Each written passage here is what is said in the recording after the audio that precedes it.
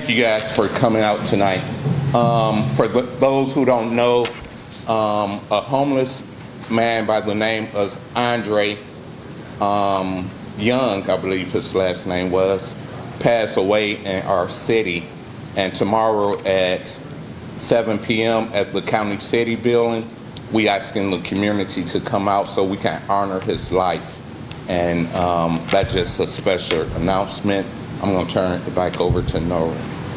Thank you. Is that mic on your brother? Which one? This one? Yes, it is.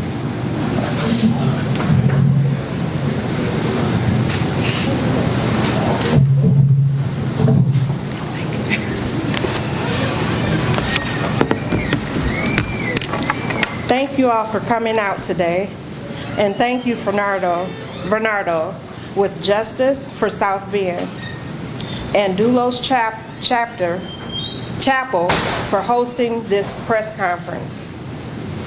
Today we speak about Mayor Pete's administration and the experiences of real people in the city of South Bend.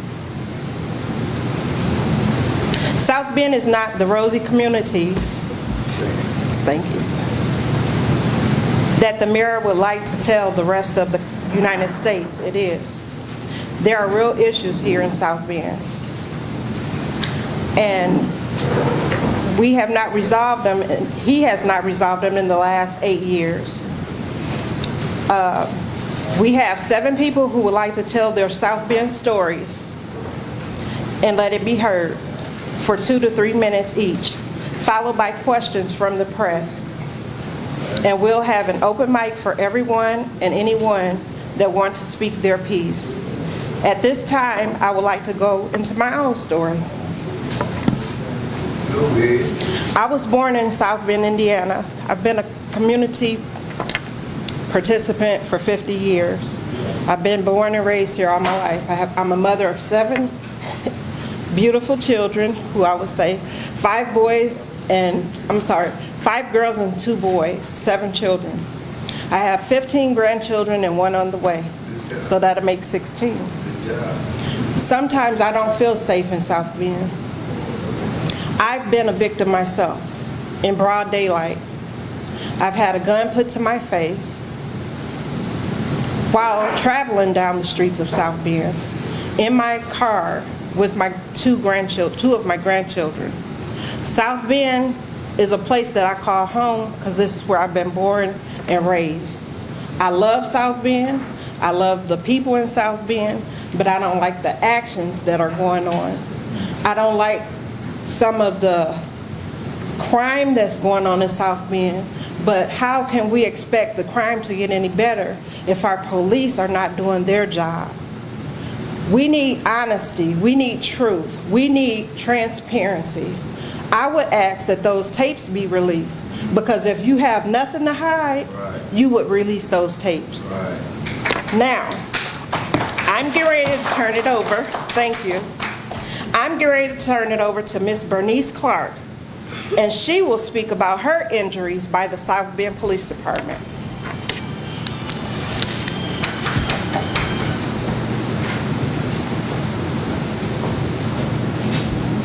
Hi, my name is Bernice Clark. And before we get started, I would like to ask Pastor Williams, would he come up and say a short prayer with us? All right. Y'all speak up. I would like to ask Pastor Williams to come up and say a short prayer before we begin.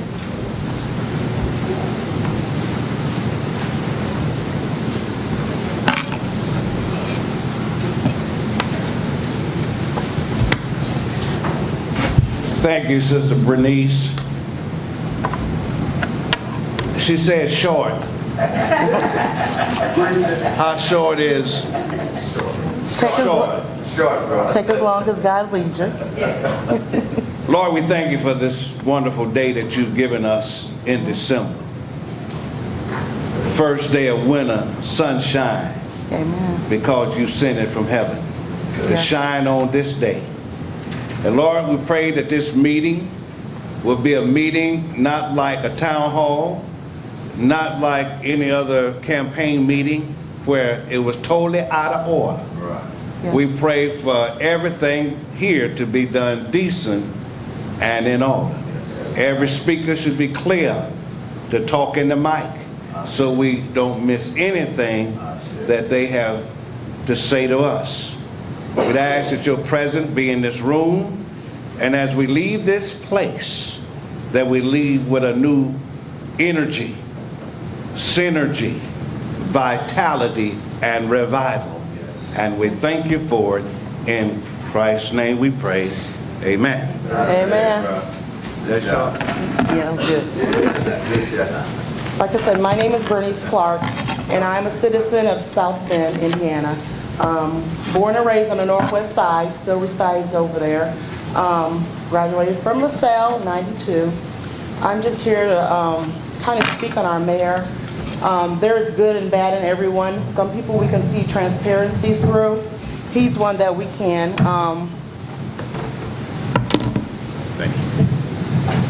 If we're opening a park or a new roundabout, the mayor is present.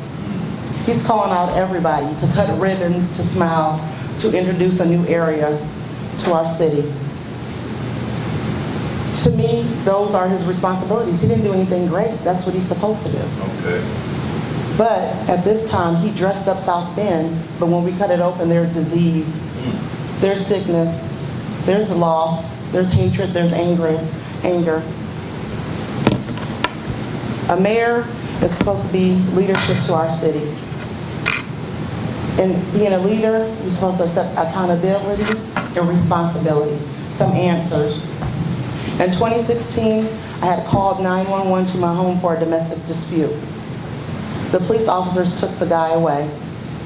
Later, they came back knocking on the door. The officer was Joshua Morgan. He knocked on my door and he said, "If he gets out of jail and kicks your door in, I will do nothing about it." We argued at my doorway. He entered in onto my front porch. At this time, we had a verbal dispute. He told me I was under arrest. I knew better. I went willingly. He wouldn't let me get any shoes on. When I got to the door of my porch, he pushed me down. He landed on top of me. My arms was in handcuffs. They were behind my back, so they fell on top of me. I knew just to go to the police department. He never talked to me when he got down there. He said, "Well, what is your name? What is your social? What is your birthday?" All the stuff they do for booking. I'm still in a light shirt, my scrub pants from work, no shoes or socks. It's in February and it's cold. So after I bonded out, I went straight to the South Bend Police Department. I didn't hesitate, same night. I got a complaint form for internal affairs and I filled it out. I dropped it off the next morning with pictures. Within 24 hours, Christopher Hinton, part of internal affairs, came to my home, measured my doorways, took pictures of my bruises and injuries, and they continued to follow up. Then Sergeant David Heron was a part of it as well as the investigation. They said, "Ma'am, your report will be done in 90 days. Okay, I'm thinking, oh, all right. They advised me if I felt any more, because I was sore, to go ahead and go to my doctor. I did those things. Got MRIs to both arms, had an injury to my knee, did what I was supposed to do, so I thought. 90 days came, I asked them for the report. They said, "Nope, you gotta wait until you finish your resisting arrest case." That case took over 2 years. During that time, I had Thomas Strickler and John Rulli on my case. It was just so tiresome that in 2 years, I said, "Fine, I'm gonna plead guilty, do this little 20 hours of community service, and get it over with so I can go ahead for a nurse practitioner at Wesleyan University." That's what I was waiting on, but I wanted this to go away first. I drove back to Indy after I pleaded guilty, and my family and friends said, "No. Go back, recount that, you're not gonna plead guilty to it. Come on, we can get through this." I cried, I had stress, depression, and I called my attorneys and told them, "No, I'm not gonna plead guilty." On the day of trial, it was a bench trial. They said, "Bernice, are you sure this is not gonna go well?" I said, "Let the chips fall where they may, I believe in Jesus." Went to trial, was found not guilty. That was in March of 2018. During all this, my mother passed in April of 2018. I got my results from internal affairs, and it said that Misconduct was substantiated by the police officer. That's a lie. So the police officer is proven guilty. So I go back to try to get an attorney to fight it, to pay for all the damages and stuff that I went through. They said, no, you reached the statute of limitations for 2 years. You're supposed to tell the South Bend Police Department that you were going to sue them in 60 days. So here I am still trying to find justice, hold someone accountable, someone to take responsibility of what's going on. Even when I wrote my complaint, I said, could you retrain him? Maybe he had a stressful day. Maybe he had too many hours. Looking at it from a neuropsych nurse, it had to be something wrong with him to come back and knock on my door. His peers found him guilty. There was no delay.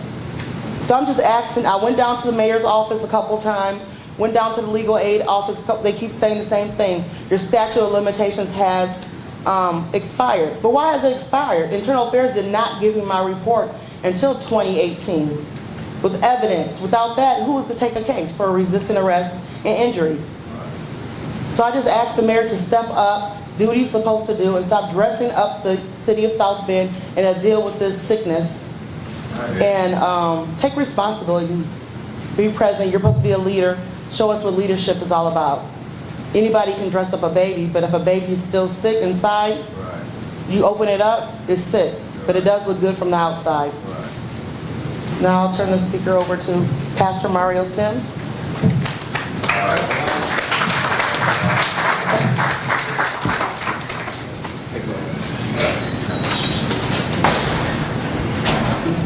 I wanted to apologize too because this is Pastor Sims and Reverend Williams. I am so sorry. We are always supposed to acknowledge prayer.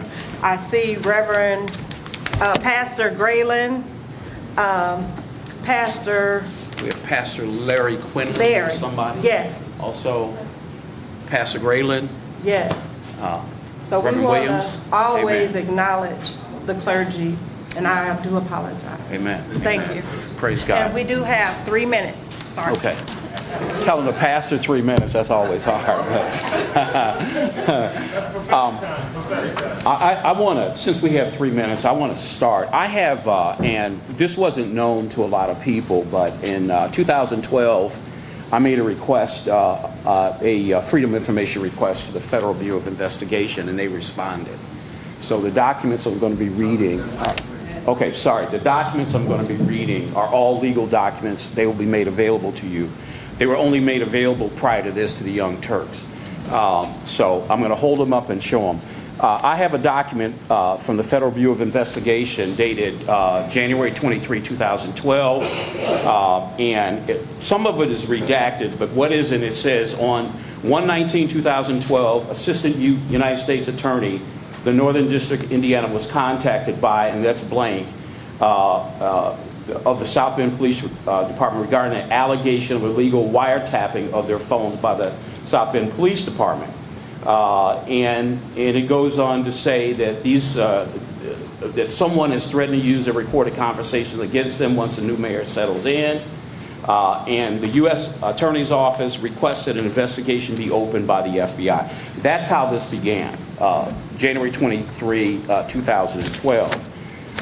Now, what people didn't know is on February 8, 2012, there was a federal grand jury impaneled. Subpoenas were issued February 8, 2012. Pursuant to federal grand jury subpoena, the records will be maintained by the grand jury subfile. The chronology of the South Bend wiretaping case began. The recording equipment was installed October 22, 2004. It's called the Dynamic Instruments Recording System. And that's important because Chief Boykin did not start this system. This system had already been in place. On February 4th, 2011, Mrs. DePape, while troubleshooting recording issues, overheard phone calls in what she thought was the investigative chief's phone line. So that's how this began. That's the chronology that came from the Federal Bureau of Investigation. Now I'm going to fast forward. In other words, Mrs. DePape began listening to the recordings on February 2011. On May 31st, 2012, United States Department of Justice sends a letter to Mrs. DePape's attorney, Scott During. And it reads this way: January 2012, this office was presented with complaints that phone conversations at the South Bend Police Department were being recorded and listened to without the knowledge of officers speaking on the phone. South Bend Police Department had a practice over many years of recording certain lines, but not all phone lines. The investigation did not uncover a written document that specified exactly what phone lines were recorded. Approximately 2 years ago, a change in leadership at the Detective Bureau. Chief of Detective Bureau line was mistakenly not recorded, and the line assigned to one of the detectives, which was mistakenly recorded. Ultimately, certain conversation with line was placed on 5 cassette tapes. I want to stop here so you understand. When you're talking about the tapes, you have to remember there are 5 cassette tapes that were recorded, but there are years of conversation on the servers. We toured in 2012. Division Chief Horvath let us come to the police station and showed us the communications room and said, this is where they're stored. So don't let people say there are 5 tapes and there are years of conversations on the police department's server. Now somehow these 5 tapes, even though they weren't supposed to leave the possession of the mayor or a trusted city official, ended up in Chicago with Fagre Baker Daniels, a private law firm. But the mayor's always talking about, I don't want to violate the law, but he violated the law by letting the tapes go to Chicago with a private firm. Ultimately, going back to this letter, and you can see this letter when I'm done, page 2 says, we have carefully reviewed this matter and the existing case law and have discussed in detail with career experts in the area Department of Justice. It is our opinion that no federal prosecution is warranted. Our investigation of the past practice and conduct of the South Bend Police Department in recording police phone lines is concluded and closed. David Kapp, U.S. Attorney. It's an absolute lie when the mayor says that this would violate federal law. If you remember, I didn't print this. Okay, this is dated Sunday, May 13. Mayor says he saved Boykins from charges. That is in fact a lie. That is in fact a lie. Now, I want to take this last couple minutes or a minute to read. This is a legal, what I'm reading to you is public record and also legal documents. This is not my opinion. This is not what I made up. This is a notice of tort claim. A notice of tort claim has to be prepared and submitted to a governmental entity within 180 days of your loss. Scott During did that for Mrs. DePape. And I'm going to go to the second page, circumstances that brought about the loss. Acting entirely within the scope of her duties as communications director, Mrs. DePape, discovering a ranking police officer of the South Bend Police Department, as well as others within the police department, were engaged in serious acts of misconduct. The acts of misconduct range from potential commission of criminal offenses. These are sworn police officers, to serious breaches of city policies and procedures. The content of some of the conversations contain racially derogatory statements relating to other ranking officers. None of these discussions had anything to do with legitimate law enforcement, and yet were done during the hours that the individual was being paid to perform duties for the city. They're on your taxpayer payroll doing this stuff. You need to understand this. Many of the discussions related to schemes regarding how to influence a then incoming, now current mayor to place individuals in positions of power with the police department. They were angling to get Tim Corbett as chief of police. Included the ouster and replacement of former chief of police Darrell Boykins. Upon discovery, Mrs. DePape reported this information through proper channels to the police department, chief of police. As a result, she was fired. And if you heard the interview, it explained all that. I also have both of the settlement agreements from Chief Boykin and also Mrs. DePape. And my point is, Mrs. DePape was paid the most of any of the defendants in this lawsuit. She was paid the most. You would think if there was nothing on the tapes, that she wouldn't be the one paid the most. If you're familiar with city policy, you understand, and it's just like your job, you can't use your job's phone for personal communications.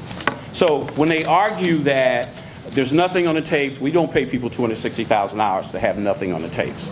Okay, and Mrs. DePape explained to you that following her filing the notice of tort claim, the lawsuit was filed, and she was deposed by the lawyers. City Legal, Stephanie Steele, Tasha Reed Outlaw, Crystal Briscoe. Crystal Briscoe, I believe, now has been promoted to magistrate. Okay. All of these lawyers know what is on the tapes. Crimes.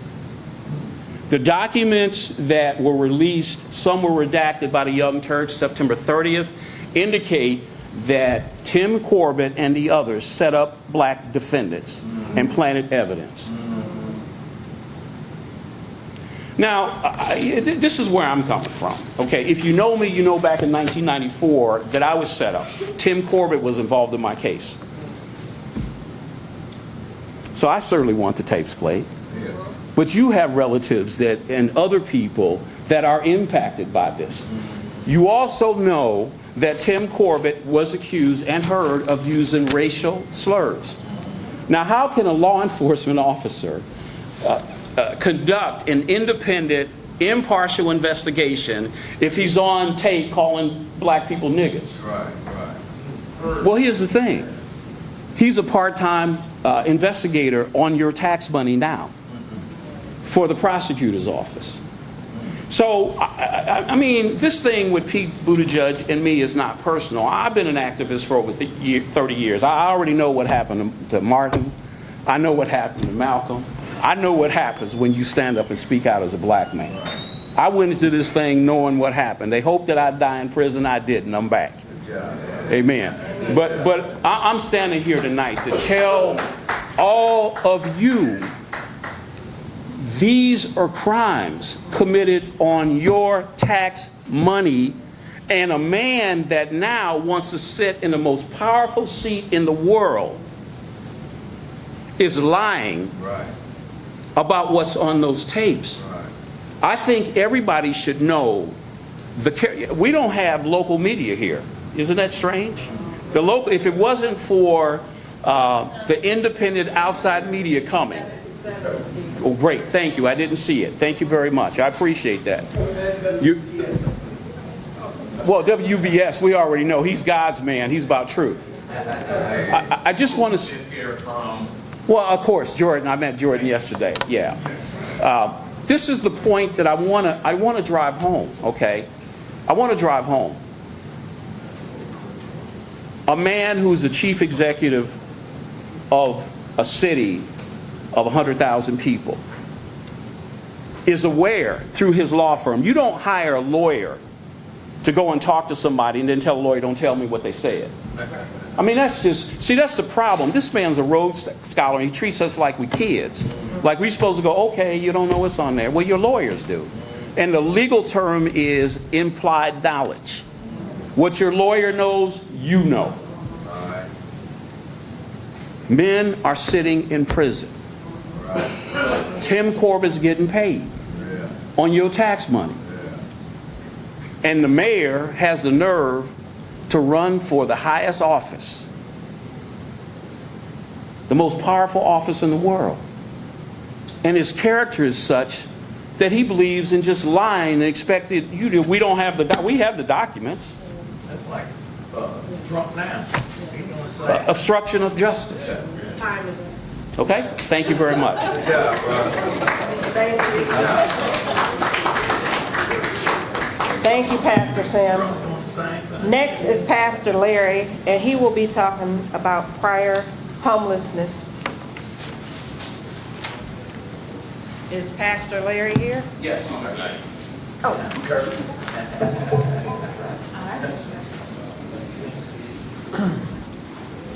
Good evening, everybody. I'm glad to see Lisa Lowe here tonight, another worker with the homeless. It's a beautiful thing. I came to South Bend in March of 2018 and wound up homeless roughly that following September, early September. And I can tell you right now, all these quote-unquote plans that Pete Buttigieg is putting into action, all these ideas that he supposedly has for helping people that are homeless, it's all lip service, okay? I was out on those streets. I know what it is. All these, quote-unquote places you can go to get help. Let's talk about Center for the Homeless. Let's talk about how they charge you after 45 days to stay there. Let's talk about if you're in their transitional program, how they charge you $100 a week. Let's talk about how they take your EBT card and charge you for meals. Let's talk about those things. That's just a harsh reality. Folks, it was cold outside. I was with 2 friends of mine. We didn't drink, smoke, do drugs. Well, I smoked. Working on that one. God's working on me on that. But the whole thing is this, folks.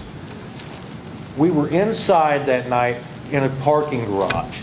Okay, we were all the way at the top where nobody goes. Nobody was parking there. We weren't bothering anybody. We were there for maybe an hour, trying to get some sleep, trying to stay in out of the cold. DTSB came up, knocked on the window, told us, hey, you guys have to go.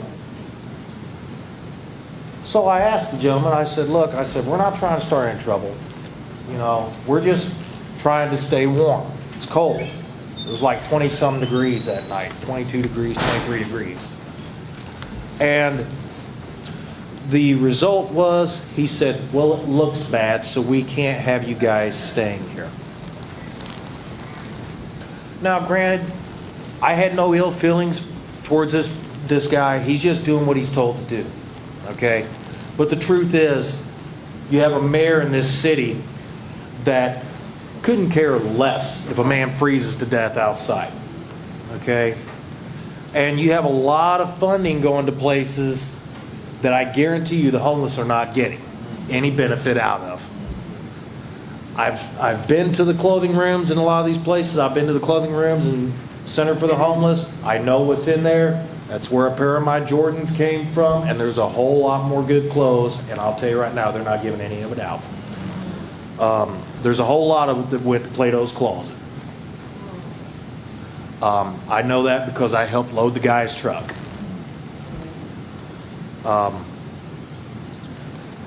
thing that I want everybody to understand, don't get sucked in with Buttigieg and all the people he's tied in with, okay?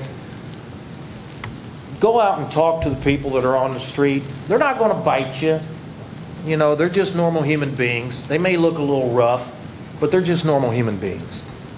I mean, there's a whole lot of really good people out there. You'd be surprised what kind of people you run into out there. There's people out there with degrees. There's people out there that are great people that just need a chance. They need a program that's going to give them a start at another life. And that's all I got to say. If anybody wants to talk to me about things I know about what's going on in those streets, feel free to talk to me. Good job. Thank you, sir.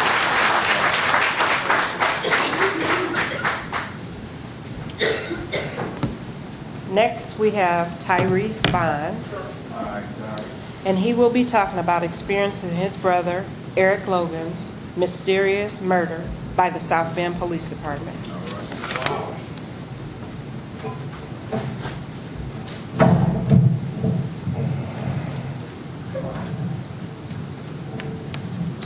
Well, first I'll give all praise to God. Number one, this situation is about everybody, not just about my brother's death.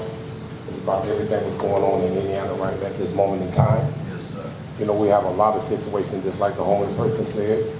It's been going on for a very long time. When I was coming up as a child, we didn't see this around South Bend. We didn't see all this violence. We didn't see all this hurt and pain that we have going on right now. The situation has opened the doors for a lot of different people out here. Even the night, the day, a situation happened with my kids. My son went to pick my youngest one up. He is 12 years old. And they picked him up, came back down the same street. And people started shooting at him. Now, the old me would have risen up. But how can I rise up and go out and do something, not telling people not to do something different? But only one way we can change our community. We got to go to that corner and take that corner over. Yes. If we say there's something on our corner, then why we as a community don't go take it over? They can't take our corner over if we don't let them. We got to stop turning our cheeks. Right. Stop walking out our door and we see them right there on the outside and don't say nothing. Half them people don't stay here in Indiana who taking y'all street corners over. Stop letting them take it over. If y'all need help, my number easy. I don't fear no one. Only person, I don't even fear God. That means why should I fear man? But let's get to the real subject here. Listen, y'all, everybody in this room right now, every color, every race, know what's going on in South Bend. We know what's going on. I told them when this happened, what was going to be said and what's going to be done. I told them downtown at the County City Building that same night at 9:30. Tomorrow morning, we're going to wake up. Y'all going to say the video cams did not work. Everybody in this room now know them video cams do work. Right. They just shut them off. They shut them off. They constantly coming out. They shut them off on kids. They beat kids. They beat people. And what we do, we keep on sitting back letting it happen. What's going to make the change? We have to make the change. We can't be violent, because violence would not solve the situation. But we do got to show out. Look around this room right now, and I've been saying this since this happened. When is our community going to wake up and really come out and stop what's going on in Indiana? Because they cannot do nothing about us. We vote them in, and we can vote them out. That's right. That's what goes on. Right. We got to change. We got to stop turning our cheeks and start helping each other. My brother died, and they want to say breaking in the car. Come on, y'all. Let's keep it real. A black man do not take a knife to a gunfight. Never have. We've been taught by that by our parents. We do not take a knife to a gunfight. Everything that happened that night, anybody been hearing this news, know that did not play out like they said. But what they gonna say, it ain't no tape, it ain't no proof. Yeah. What's gonna happen next? What happened now? They covering everything up like they've been covering the tapes up. They are not gonna let the truth come out. What they really want is some violence. And that's what they're not getting. And see, that was hurting their feelings because we is not fighting like they thought we was gonna fight. How they used to see my family fight, we ain't fought like that. I'm trying to fight a different way. But we gotta do it together. I need y'all help. We need to speak up. I was telling some pastors tonight where they shot at my son tonight. Monday morning, I'm gonna be on this street corner. I'll be right at their doorstep. Y'all can't be here no more. I'm taking over. I don't fear no man. I sure don't fear the mayor, the police. I told them, do y'all job, and I'll walk with y'all. They didn't do their job. Now, y'all gotta accept what's coming towards y'all way. I ain't talking about no violence. We have to take this back over, and we gotta do it as a people. Y'all pray for my family.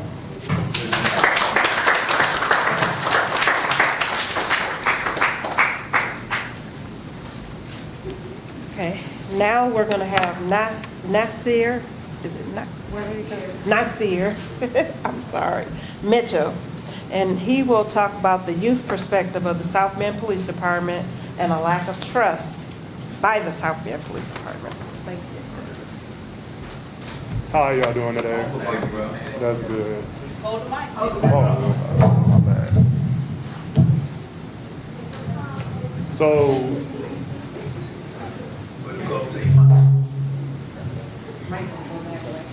in South Bend, we were taught to, like, growing up as kids, we were taught to believe that the police are here to protect and serve. I grew up in the south, on the southeast side of town, and I have never seen a police officer do what they're supposed to do. How are you going to protect and serve a community you have no idea what's going on in the community? You don't know this, you don't know the people living in your community. You don't know what's going on inside your community. We're supposed to believe that these racist, white individuals who do not care about black people in the slightest. We see what's going on with the tapes. We're seeing what's going on with how cases are being handled, dealing with murders of youth in South Bend. We're seeing how we've had like 15 people get shot, but gun violence has increased. We're still having shootings. Police ain't doing nothing. They're not doing nothing whatsoever. We're supposed to expect these people to protect us when they don't know us. They don't know us at all. They're just policing. They're getting paid to do nothing. So all I'm asking is we investigate what's going on in our communities. We need to step up and make them do their jobs, because if they don't do their jobs, we don't have nobody to protect us. So that's really all I gotta say.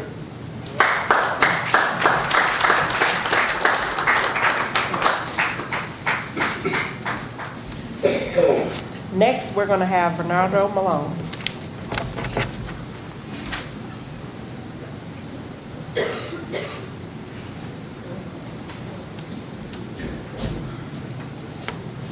If you guys been following my Facebook page, 2 nights ago, 3 nights ago, the South Bend Police Department came into a young lady's home and made some race remarks, tore up her home, her pictures, took her son to jail. She's here today, Ms. Nayline, because her case is pending investigation. We won't have her to speak, but I just wanted to acknowledge that she is here. The South Bend Police came out with a statement, FOP did today, saying they shouldn't investigate this. Why is a police officer talking about race remarks? As well as Sergeant Miller telling South Bend police officers to turn off their body cameras. So I just wanted to make that on record today. And thank you for coming. And I'm turning it back over to the MC.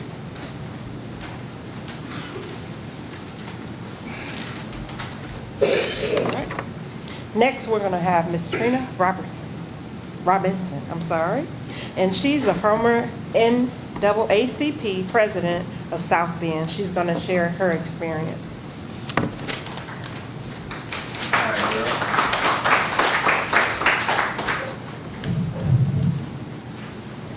Good evening. When I enter into the house of the Lord, I like to first give honor to God, who is the head of my life, contrary to what others may want to believe.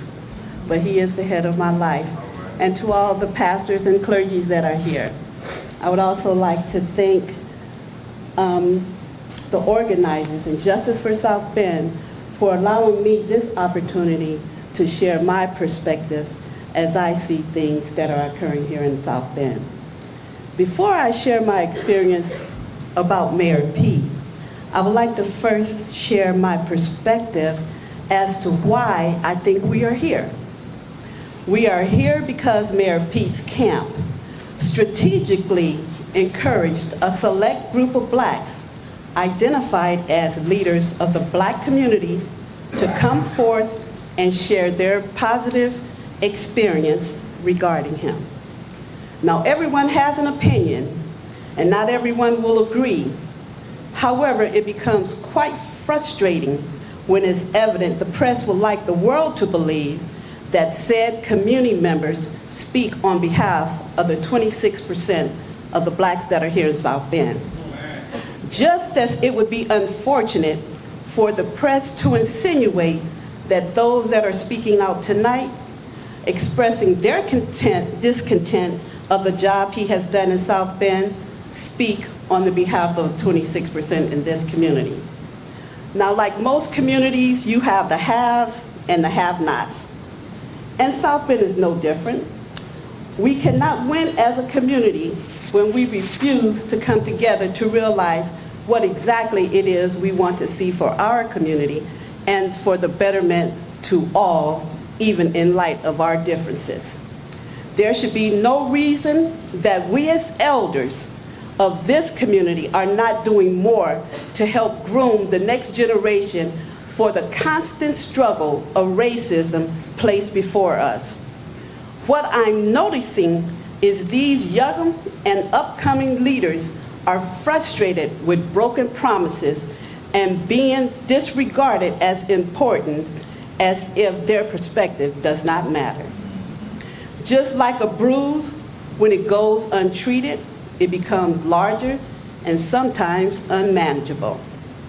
Just like these young adults here, when their voices are not being heard, actions takes place. Some may express themselves in a manner of rage and anger, and others in a state of protest. At any rate, they need to be heard. We are not here because of a total dislike for Mayor Pete as a person, because in my opinion, he's a nice guy. But the nice guy missed the mark when he's relating to the haves and the have-nots. Just to give you an idea of how I became to know him, I'll just share a little bit of perspective. I was the NAACP president for quite some time, and in 2011, I gave up that position to move to New Orleans. And I'm not sure which leaders of South Bend at that time felt it was needed that he come talk to me regarding his run for the mayor against a said black candidate, and I'm not going to mention his name because we all know who he was running against at that time. But nonetheless, he emailed me and asked when I was next in town, could I come out and speak with him? And I said, why, sure. So I was in town and we sat down at the Chocolate Cafe and we had a discussion. And he said, I don't have any political experience. How would you think that it would win over in the community? And I said, well, black folks, and that's exactly what I told him. I said, black folks look at the tree. And if your parents bore good fruit, 9 times out of 10, you might be pretty good yourself. I said, so if your parents were respectable people, upstanding citizens of this community, I said, then you have to ride on the coattail of your parents. I said, but my suggestion to you would be that one, you would, if you were to win, that you would continue to keep Chief Boykins as your police chief. I said, and secondly, I would hope that your administration would reflect the community in which you serve. And I'm not just talking about white women because they are minorities, but I'm talking about people of color that look like me. And I would hope that they would sit at that table and be able to have a piece of that pie when you slice it. Those were my comments to him.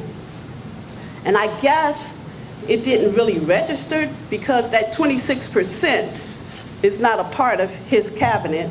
It's more of that 63% that we're talking about. Prior to Mayor Pete taking office, during the time that I was NAACP president, we had a black police chief. We had a black fire chief. We had black presidents on the city and common council, black human resource director, black executive of the Human Rights Commission, black and Latino assistant to the mayor. South Bend Police Department had 11% black officers out of a population of 26. And the list goes on and on. And one would think that we really had it going on, but we really did not. We held on to the illusion. And I'm not sure if those in position actually had the power to get things done, or they actually disregarded the plight of the haves and of the have-nots. What I witnessed occurred was the haves neglected the voice of the have-nots. The haves would make promises that they had our backs and changes were about to take place. Well, those changes and promises never occurred, and as a result, the city's first police chief was fired under Mayor Pete. The city's first black fire chief resigned. Only 6% of the officers on the South Bend Police Department are black. Black officers were either forced to retire due to lack of promotion or forced to seek employment in surrounding counties due to a toxic working environment. black officers were overlooked for promotion. And what's important to note was, at the time when I was president, I would sit down with the police chief and I would ask them, what is your measure for determining how one is promoted? Well, sad to say that they didn't have a matrix, nor did they have a standard in which they used. So what we witnessed was the good old boy system at its best. And that is why we're here today with the 11%, less than the 6%, I should say, that are on the police force, and none of that 6% are in positions to take positions of power. So that's how we got to that. It's also interesting to note that under Mayor Pete, that only 1 out of the 5 blacks that had the opportunity to work with Mayor Pete on the Common Council support him. And of that 5, the longest black African American that's on there, she isn't even supporting him. So how does that rate? Mayor Pete's executive staff does not reflect the diversity of our community. There are tapes that we continuously talk about that he doesn't tell us what's on it. And I can only surmise that if you don't want to tell us what's on it, or you say you don't know what's on it, it's simply because you know that those that you have elevated to the positions to beat our children and our family members are those that you are in bed with. And I'll leave that alone, because I didn't even go in there. We constantly hear the word affordable housing. What is affordable housing? Affordable housing may be $60,000 for one, $100,000 for other, but they want to put these affordable housing in these neighborhoods that are plighted. So what do you think is going to happen? These people, based on their affordable income, and no one has determined or defined what that is, are going to be without a home, and it's going to be foreclosed on, and then they'll probably be on the street trying to find somewhere else to go. That's another one. I ain't got all day to do this. In our neighborhoods, we got the curves and the sidewalks that are in despair. We got absentee landlords, and then they say, well, we as black people, we don't care about our property. Well, half of those over there on the plighted side are renters. They don't own them homes. So why don't you go after those that own them and make them fix them up? Then we might have something that we can talk about. And like I said, that's something else. I ain't going there either. But so I ask, where do we go from here? What do we need to do?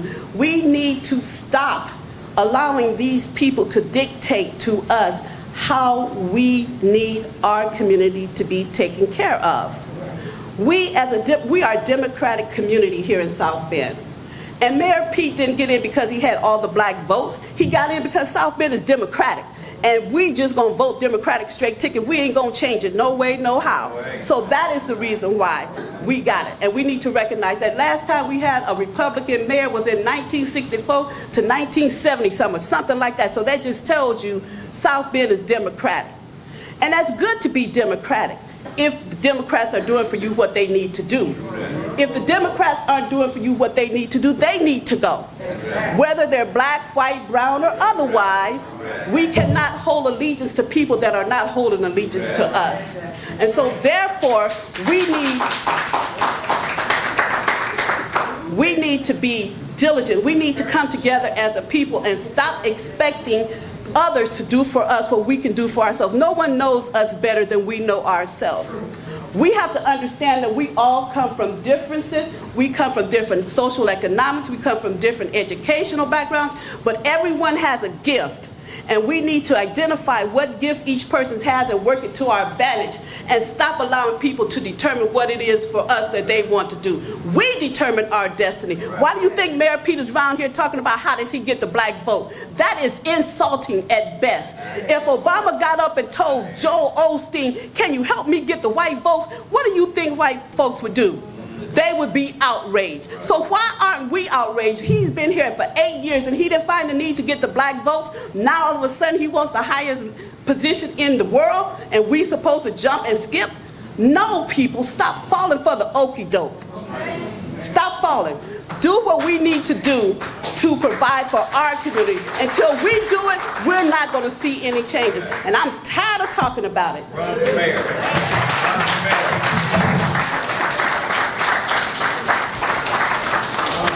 Thank you, Ms. Trina. Right, run for mayor. Run for mayor. Okay. All right. Now, we would like to welcome any questions from the media. Call all the speakers up who spoke tonight. Okay, I would like to call all the speakers up who spoke tonight. Oh, you would like to? Oh, yeah. Okay. You said he was gonna allow me to talk. And this Give me a is second. Councilman Yes, I'm sorry. Oliver Davis. Yes, I'm sorry. Councilor Davis here. Yes. Since Eric Logan case, I've been working with him, and when you hear a city employee don't step up to the plate, this is not him. All right. He been there for the Logan family through me, and he's for the people. Thank you. Hey, thank you. What district you in, bro? District number 6. And what I believe in is my whole city is the district. That's the way I look at life, because I've had to fight for everybody. You know, first of all, I give honor and glory to God, who's given me the strength to fight for everybody. I'd like to thank Pastor Sims and all the other pastors here who have led out in this charge. I want everybody to do something real quick. Do this. Put this over here. A person told me one time, they said, "You're going to make it far in life if you learn how to do this." And I looked at him. What does that mean? Be quiet.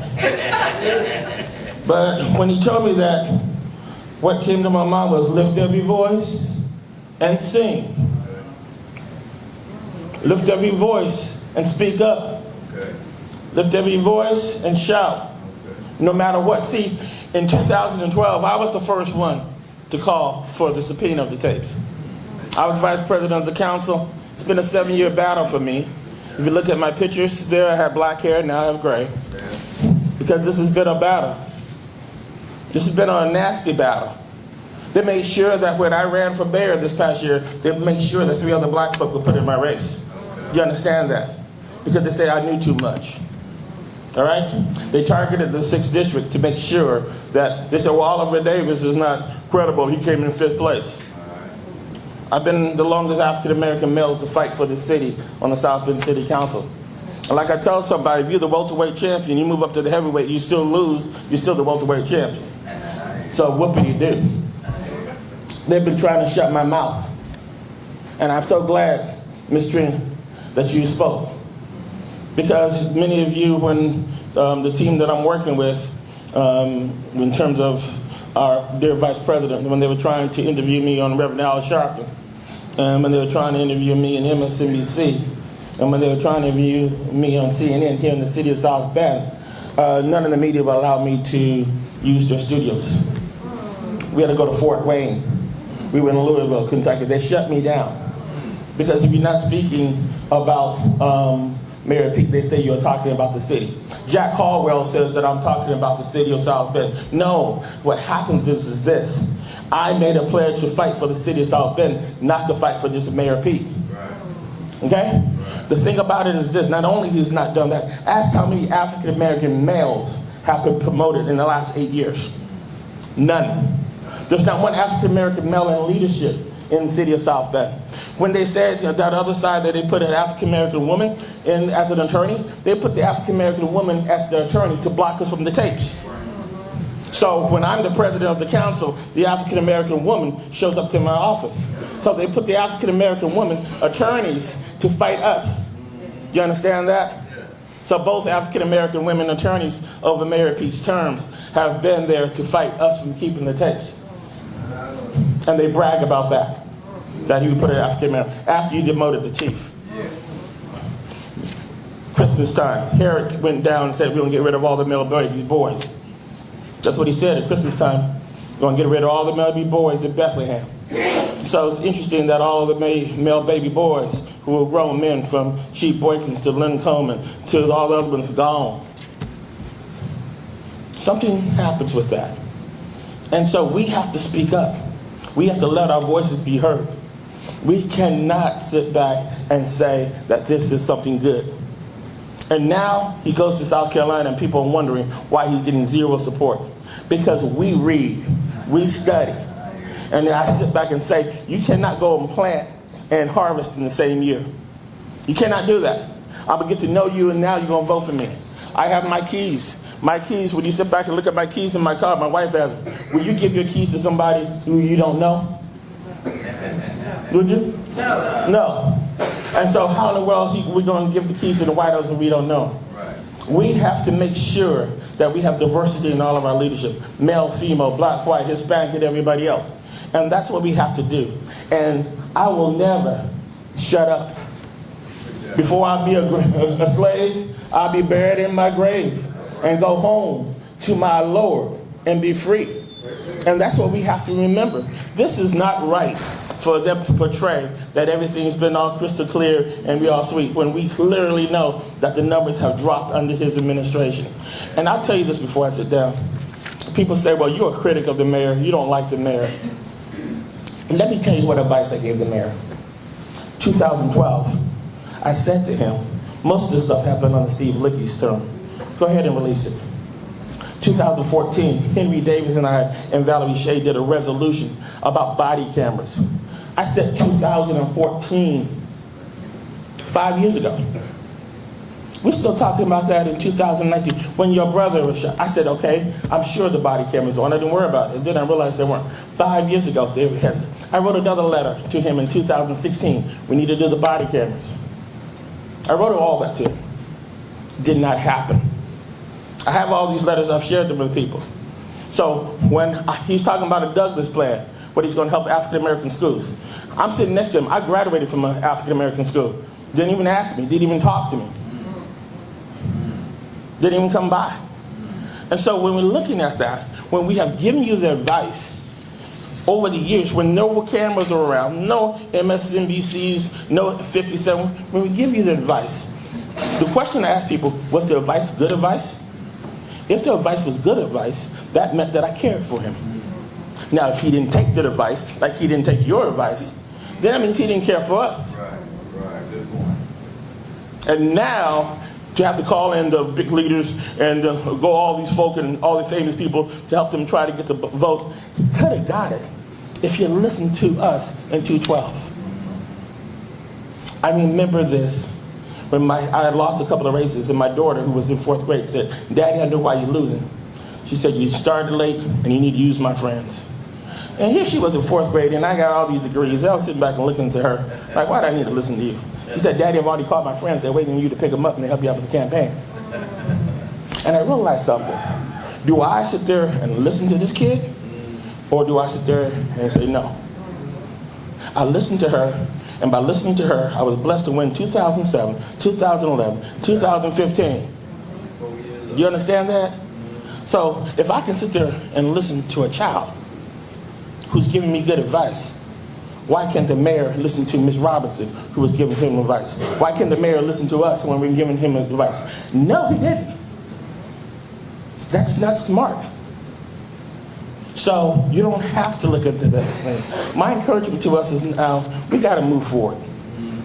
We have to challenge Mayor Mueller to make sure that his has a diverse staff. And not just put a window dressing, put up there one African American and say, okay, we got your person. No. Feminists say you add a pea and stir the pot and you don't have no flavor. I don't want that foolishness.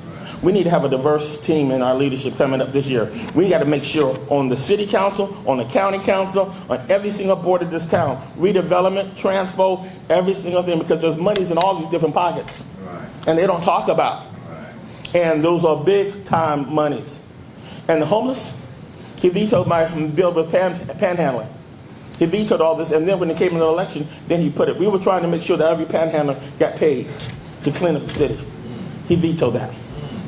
You understand that? We fought that. Where the amnesty was open late, 3 years in a row. So we have to sit back and we see the challenges of all of that. We could have fixed all of that up. We got to do better. I'm leaving off the council in a few more days, but I'm leaving the city. And we're going to speak up more and speak up more and speak up more. May God bless us to lift every voice and sing. And sometimes that singing is going to be moaning and groaning. It's going to be everything else. But we have to speak up because of the fact we have been told for too long to be quiet. Too long we've sat there and be quiet. We can't be quiet any longer. Because there are people in the graves, their blood cries out to us not to be quiet. Your blood, your brother's blood. Now I'm gonna tell you something. I just got to say something. God allowed your brother to die to bring all this out. Because of the fact that we talked to the media, national media before, they thought we were spilling up nothing. When that happened, it brought everything out. And I believe that God uses so many of the most painful situations to bring out the pain that many of us have been through. And is now exposing what we have gone through here in the city of South Bend. We cannot allow the state of Indiana nor the nation go through this kind of foolishness because we have to put it out. And so many of the media have been saying quiet and move forward, or blacks spoke up that they were homophobic. I fought for the LGBT. I fought for it in 2009 and 2010 when Mayor Pete didn't even fight for it. You understand that? I fought for it to help him to even become mayor from that standpoint. He wasn't even endorsed by the LGBT crowd in 2011 when he ran for office because he didn't speak up for them. When he came into office, when it was clear, then he spoke up. I fought in the middle of the storm. And so that's what we need. We need leaders who fight in the middle of the storm, not when it's pretty and shiny and everything else. Okay? And then take all the credit for fixing the Western Avenue, and take all the credit for fixing up the casino, and take all the credit for doing that, and throw Henry Davis and all the rest of us to the curb. Okay? So no, give credit where credit is due, and work for it, and let's move forward, and let's choose a better leader for 2020. Thank you. May God bless us and City of South Bend.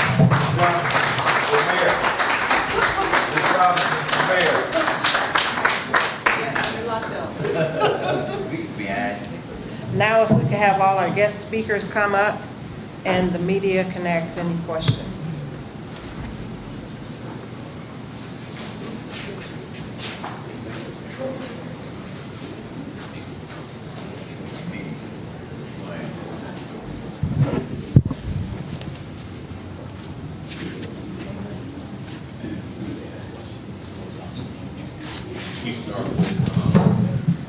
And whoever she direct her person to, please talk on the mic. I just have really one question. So I guess whoever really wants to answer it. Kind of what are you hoping on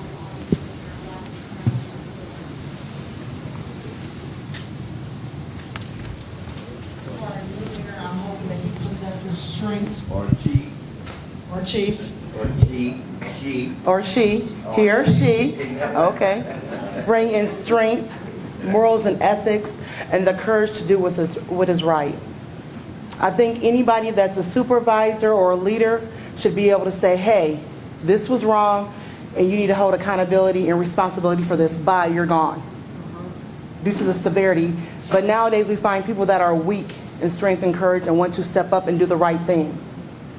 If I have a coworker next to me and she's a nurse, I'm a nurse, and she draws the wrong blood sample, I'm going to tell her, hey, that's wrong. Go back and do it. She's going to tell me, well, I'm scared. I don't want to tell the patient I did it. Tell them you drew the wrong blood sample, go back and draw it, and be done with it. Accept accountability and responsibility for your city. It's hurting. Let's come together as a team. That's what I'm hoping for. Someone that's strong and not weak.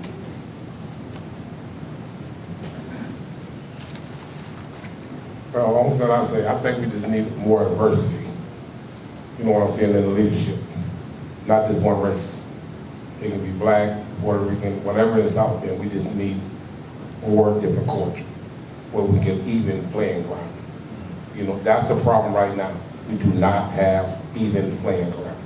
That's why stuff happening right now in South Bend. It's not even playing ground. You have so many people sitting up here at the top running everything and telling everybody what they can say and what they can't say. That's why stuff in our community is not changing. And we got to change when it's time to vote these people in. If they're not going to sit back here and change our community, we got to find somebody who's going to do it.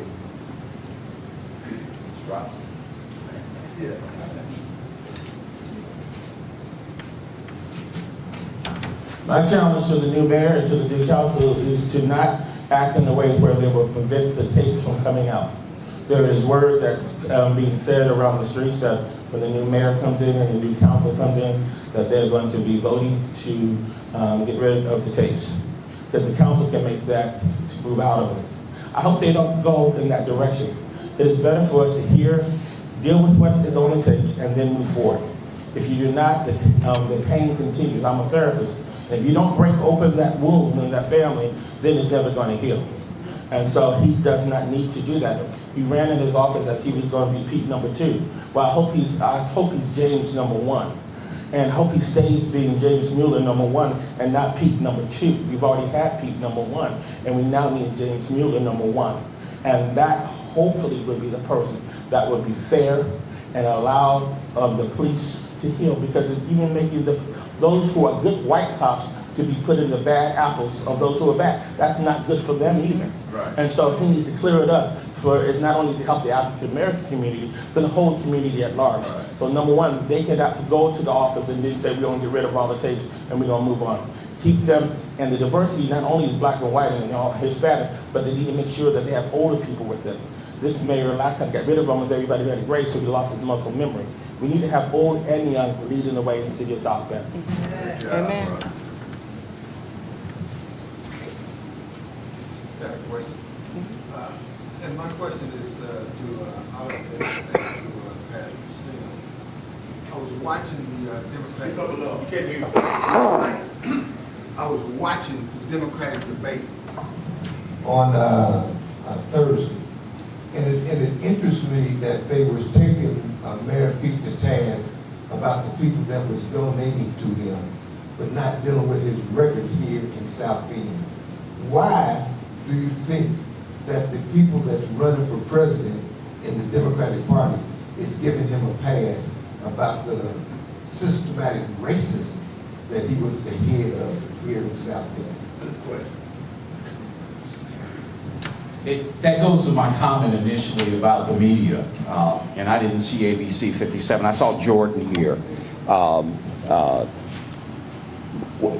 One of the things that's happened here in South Bend, and many of you don't realize it, is your news coverage is censored. That's a serious problem. We've had reporters that have been chased out of this town. By who? Well, one was chased out by Tim Corbett. Jacqueline Kelly, who worked for ABC 57, was chased out of this town. I know names. I name names because I get inside information. There's a tremendous pressure on the media outlets here to sanitize the news coverage to make the mayor look good. And that's why I was surprised, and I'm really happy that ABC 57 is here, and I apologize for not seeing you, because you don't understand how big of an achievement that is. Okay. For years, and when I say this, I'm not saying all we had, but all we had was WUBS with Reverend Sylvester Williams, who's been doing what he does since 1993, I believe it was, Rev. And we really need to thank God for him. Now, Jordan is here. Jordan, where are you? Right here. And, you know, he's been on the case. He's been in town. What things get done in the darkness because the lights of the camera does not expose them. So anything that's, you know, the press was set up in America to be that watchdog of corruption. The press has been silenced here. It is, I mean, you don't understand. The press has been silenced here. As activists, we deal a lot with things that happen. Whether it's the homeless community, we're amazed that they reported that the man was dead, that was homeless, because we've had situations that there have been dead homeless people and there's no report. There have been murdered homeless people. They've reported as a natural death. So really with me, it starts with the media. People gonna do what they're gonna do. Elected officials they've been crooks and thieves throughout the whole flick, as they say. But what is important is for the media to do investigative reporting. A few years ago, back in the 80s, I asked a reporter from the South Bend Tribune, why don't they do investigative reporting? And he was like, why would we do that? You know, so I'm serious. I want to first explain to you the importance of the media. The importance of the media. We have American soldiers in Iraq and Afghanistan risking their lives to establish democracy. And here, we have massive pressure on the media. Yes. Massive. I talk to reporters. I've talked to reporters who are no longer here. I know the pressure that they receive and told, if you cover this, you can't come to a police press conference. So I want to start there. That wasn't the question, but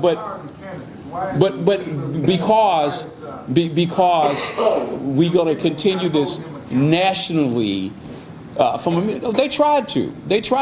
Elizabeth Warren made the point of Pete Buttigieg having a secret fundraiser in a wine cavern in Sonoma. But that's indicative of Pete Buttigieg. He's only interested in raising. That's what he did here. Smart streets. Who would slow traffic down? What? You can't even buy a pair of socks in downtown South Bend.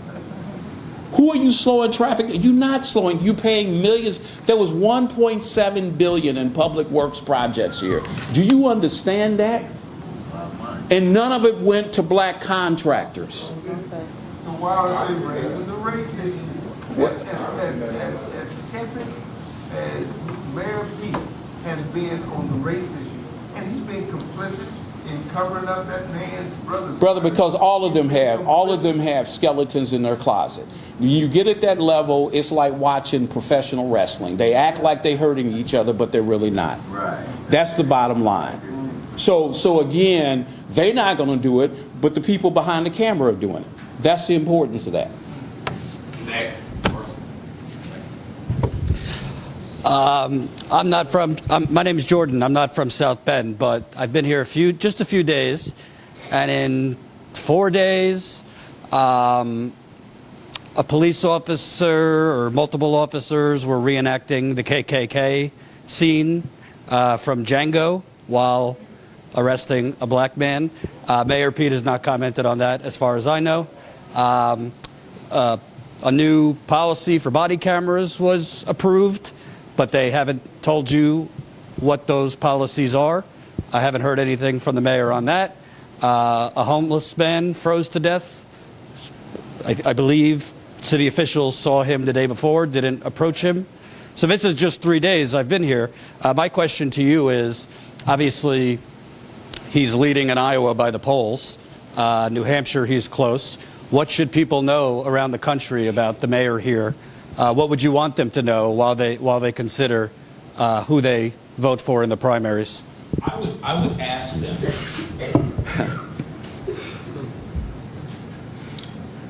Deshaun Franklin, a young black man, forgive me because I get emotional, was in his bed at 3 o'clock in the morning when 3 South Bend police officers pulled a gun on his mother and father, demanded to come in their house.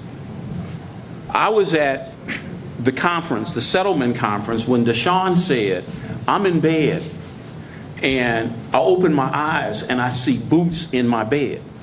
17-year-old young kid. Officer Nepper.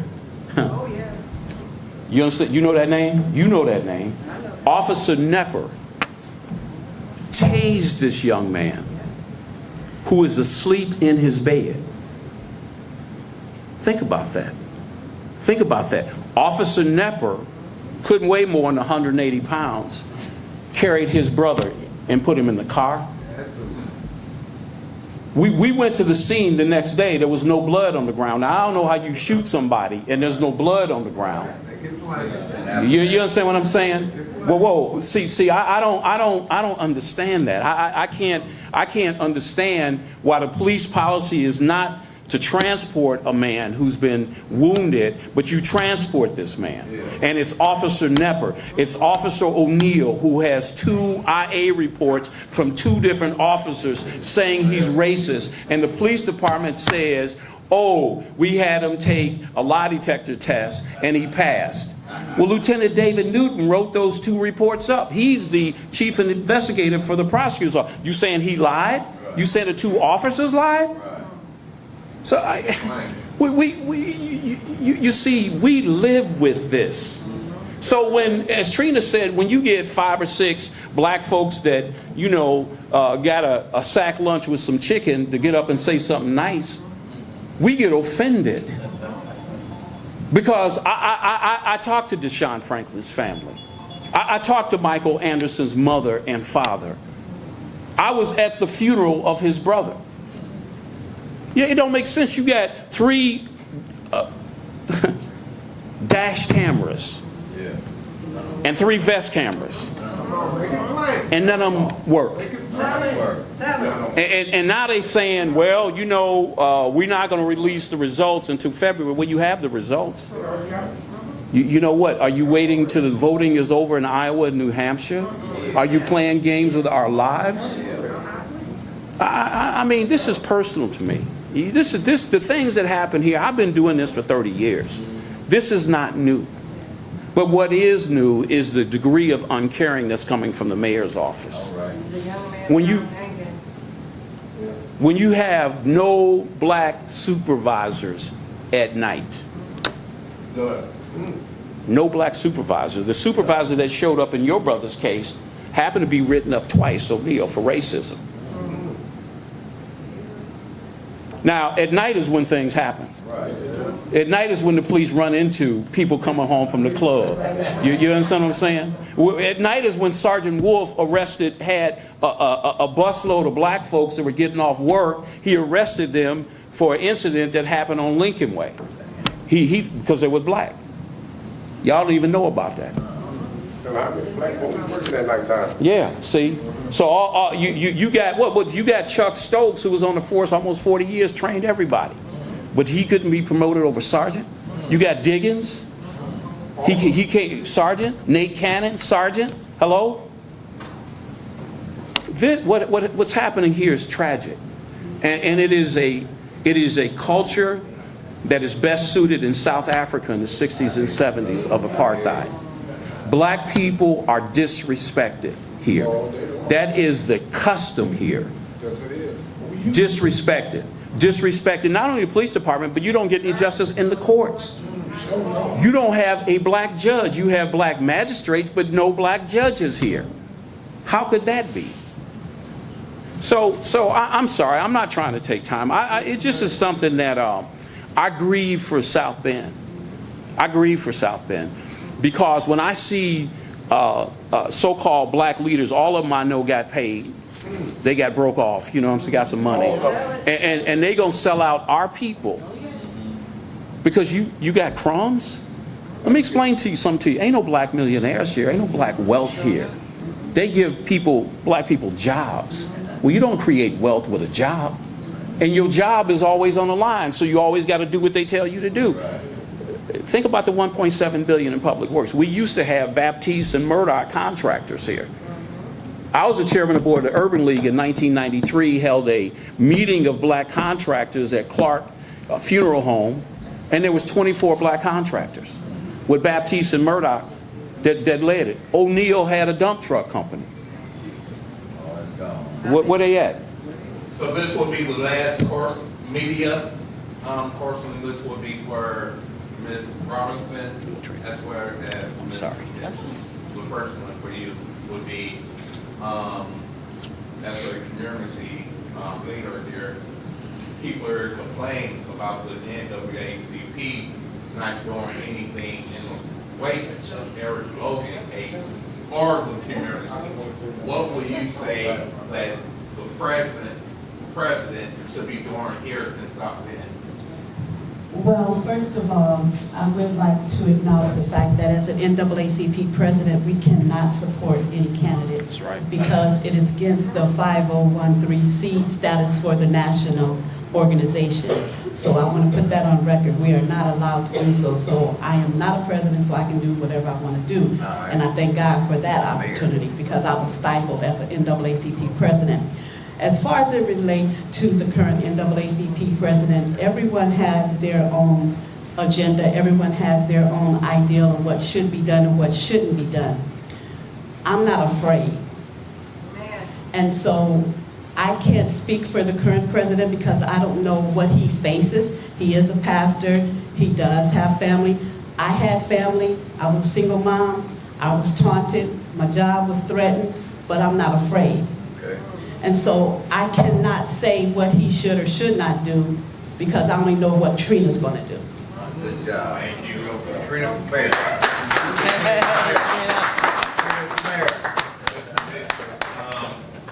As a youth, I have, 13 kids. My daughter here today. What would you say that the youth need from the city in this time? What would I say would the youth need in the city? Yeah. Hold your mic up, sweetheart. Put your mic up. Speak into it. Excuse my nervousness. That's okay. We're going to train you today. So what the youth needs is involvement from our elders, our predecessors in the community that are supposed to guide us. We don't have that much anymore. Some people just let us go because they think we're too wild. We're too rowdy for them. We don't listen.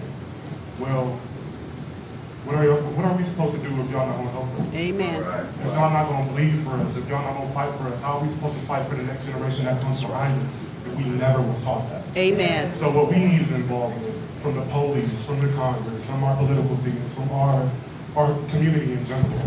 So it's just like the resources, like all that money, you said $1.7 billion. where is that? That's going to buildings downtown and not to educational resources, not to resources so we can get our youth involved in the communities. Our youth go home. We don't have nothing to do. On my side of town, on the southeast side, there's nothing to do on the side. I can't even go to the Croc Center. And I don't even gang bang. I'm not gang affiliated at all. I can't go to the Croc Center due to situations that go on in this city that I have no control over. So it's like, we need to be guided. There's no guidance. Just one last thing. Do you feel safe in the city of South Bend? Where I am right now, yes, I do feel safe, but I'm afraid for my family and people that I know. Thank you.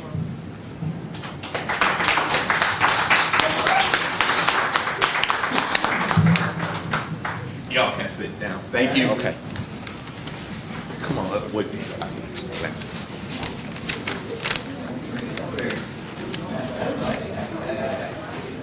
So we're gonna have an open mic if anybody wants to speak.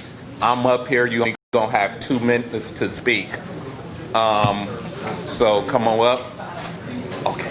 And our key speaker have to leave. We thank you for coming out and I'll send you email. Thank you. Thank you. Bernardo, before everybody leaves, Yes. I just want to announce to everybody, we have, I don't know if you know, but on Wednesdays, we have a food pantry, open from 2 to 4. Nobody should be hungry. If you need food, get past Larry's number. We have toys back there too, just delivered by VFW 360. They're like That's 5 or a 6 blessing. boxes. If you want toys, take as many as you want. Thank you. We also have clothes and blankets and stuff. So just always remember, if you guys need, let us know. Okay. You just want to say something.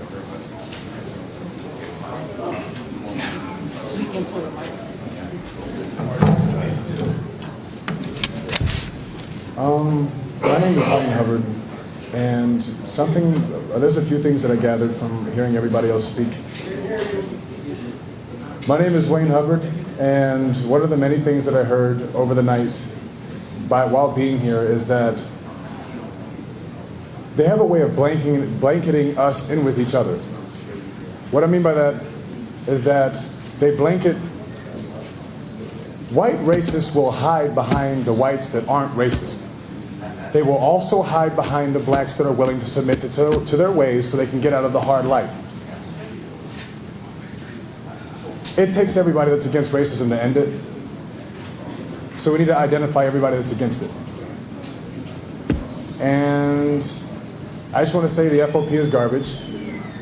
The police station, at least the people that run it, are garbage. And we need a platform built for good officers. Because there are good officers that are suppressed. Because what are they supposed to do? If they try to come out and speak, they go home. They're still shunned by society because they wear a badge. They're still not trusted by society because they wear a badge. And then they go home, worry about their family because of abuse of power that everybody knows happens inside of the police department. They're all trash. That's all. Anybody else? Anybody else? Bullets for life.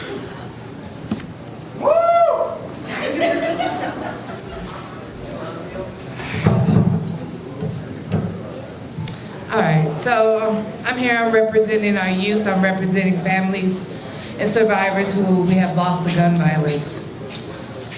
Recently, after we had lost Eric Logan, I seen there was a rally. I seen how our community got together. I also seen on national TV our mayor commenting, of course, Black Lives Matter. Anybody remember that? Yes. So I remember that comment, but if Black Lives Matter, then why are we sitting here still trying to figure out the matters that we suffer every day? If Black Lives Matter here in South Bend, why are we constantly going through the injustice in court and we can't communicate with our mayor because our mayor half-time is part-time here? Right. If Black Lives Matter, we wouldn't be sitting here burying a child after child and then hearing a mayor say, I'm tired of holding and comforting parents when I was not comforted. I'm tired of hearing Black Lives Matter when they let the police officers just come and raid your home because they feel like they got some probable cause to be there, but yet you're the one who's offering them coffee or something to drink, or maybe even a 5-minute break to get out the cold because there is a homicide down the street. But then they come back, that home that welcomed you in, they come back and they raid you. For what? We cannot be a statistic here. And I've been a statistic. I have friends and survivors who are statistics. And I'm just saying, like, the more we reach our neck out, the more we are held accountable for what? For being a good citizen, for just trying to do the right thing. So I know what injustice feels like. And I know what losing a loved one feels like. And I know that to the life of me ends, we have to fight and do better for our community. True that. So we are JUMP. Join us, make progress. And our youth here is our platform that we are trying to get, because these are our future leaders that we want to see and hear more about. And this will be the last person. We got 2 minutes. That's fine. That's fine. My name's Bill Duggar. I live here in South Bend. You know, I got to say, as a white person, I've never been a victim of police abuse or injustice or anything like that. But I read about it all the time, you know, in the papers. And I'm thinking to myself, you know, where's the outrage with white people? You know, where's the outrage? You hear about, you know, police shootings and all that, black people getting shot, and I'm thinking to myself, okay, maybe they're not outraged at all the injustice and everything, but let's say if they run out of black people to shoot, you think they're just going to stop shooting people? No, they're not. They're not going to stop shooting. You know, this is going to be us. You know, so it's a stink. I'll tell you, this is a stink that's been going on for far too long in this country. Black people have known about it for 400 years. It's white supremacy and patriarchy. It's got to come to an end. It's coming to an end. You know, I'm an old white guy. I see who's in power, all these old white guys. You know, they're scraping, oh no, we're going to lose it, you know. And I'm thinking, will you hurry up and die? You know, I'm 62 years old, and some of these guys are old enough to be my father. You know, think about that. You know, and they're scraping to keep in power, and they're not. So that's why we got to keep up the fight. You know, we got to keep fighting. We got to keep running people for office. Get these guys out. Get those police officers out. You know, maybe it's easier said than done, but I'm thinking, why don't he just fire these guys? Get some, you know, I don't know. Anyway, thanks a lot. Thanks for all being here, man. You're great. So we just thank everybody for coming out and be safe. Amari, come here.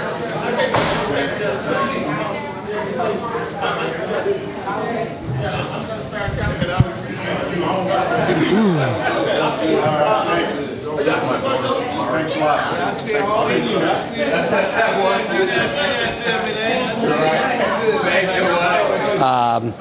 Hey, it's Jordan. The event here just wrapped.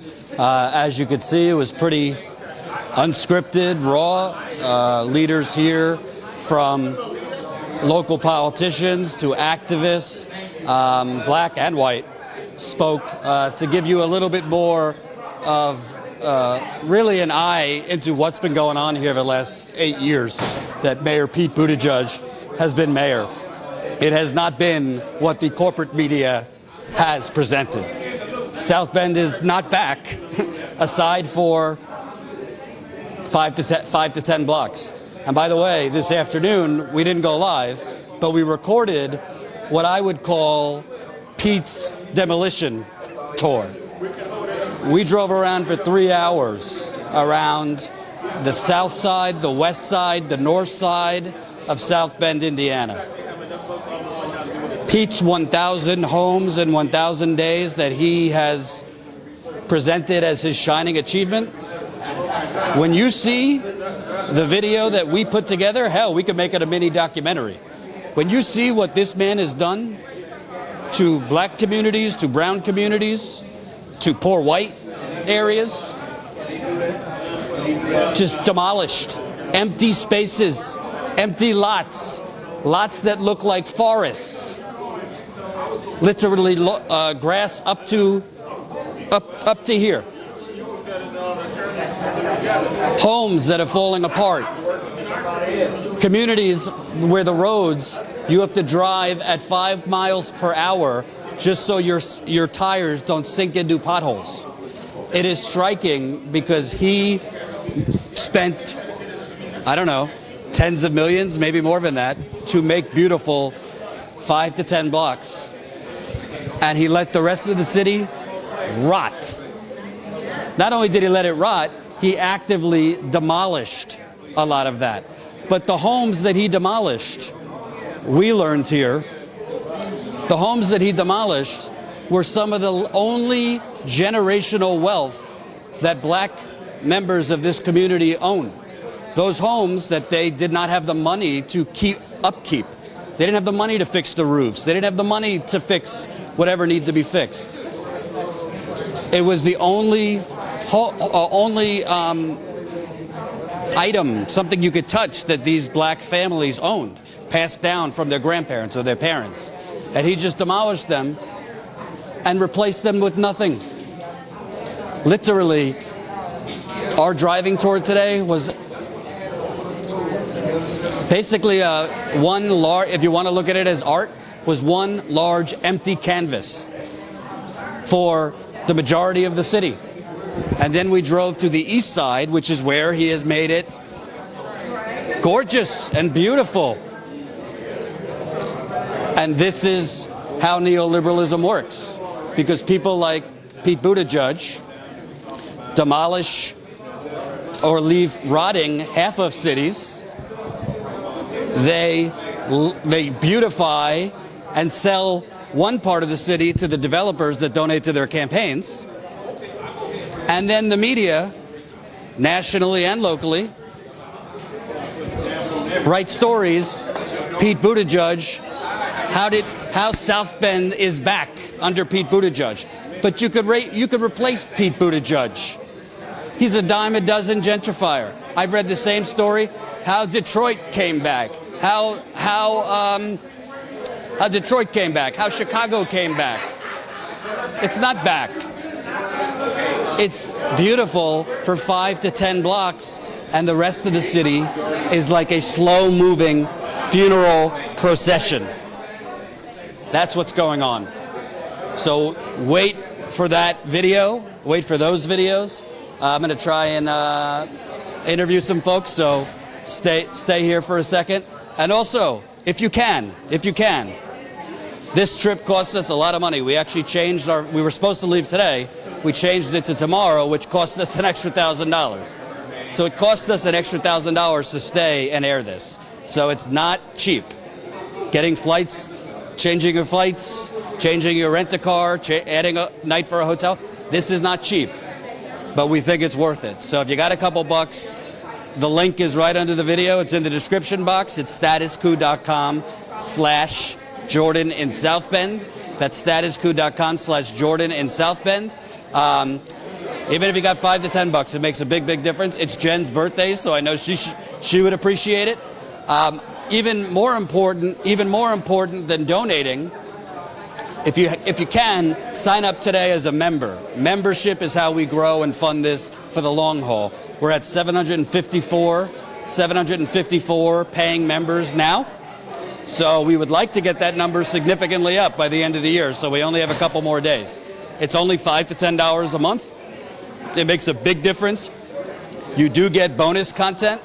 So you get bonus content with your membership, including a monthly membership call, as well as some behind-the-scenes videos. We've posted a few behind-the-scenes videos from our reporting here. So definitely sign up if you can. It makes a big difference. And I'm going to see if I could get a few interviews, so hang tight for a second.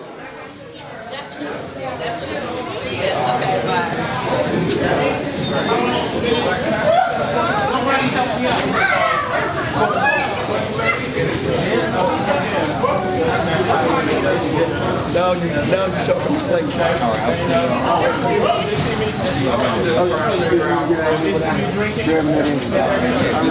Man, you're being seen. You understand what I'm saying? I'm surprised you did that. I'm so sorry.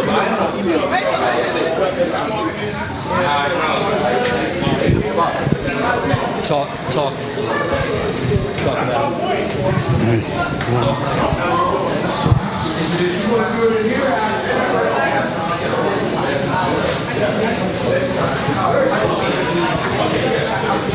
Jamal Curtis Jones with Status Coup. Yeah, coming from New York, coming to South Bend, it's been a real eye-opener. As a black person living on the East Coast my entire life, I guess, you know, you hear about Chicago, you hear about all these trouble places in the Midwest, but it's like, you know, there's a lot of pain going on in South Bend and places like Flint, Michigan, and places like Chicago. What I feel like we should do is, you know, we can no longer ignore what's going on around the country.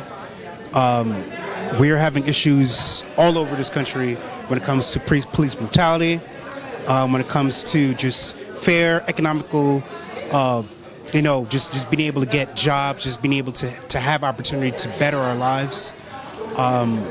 So it was just very, very, you know, it's an eye-opening experience being here and helping cover this event. I just really, really hope that the future leadership of this city is really looking out for the constituents in the black community, because they wouldn't be there if it weren't for people in the black community. The black community is what holds this city up, any way you think about it, mentally, spiritually, financially. You know, my heart just goes out to people of South Bend, Indiana, and yeah, I really hope that the future leadership knows what they're doing. They can't do the same thing that Buttigieg did for the past 8 years, or didn't do for the past 8 years.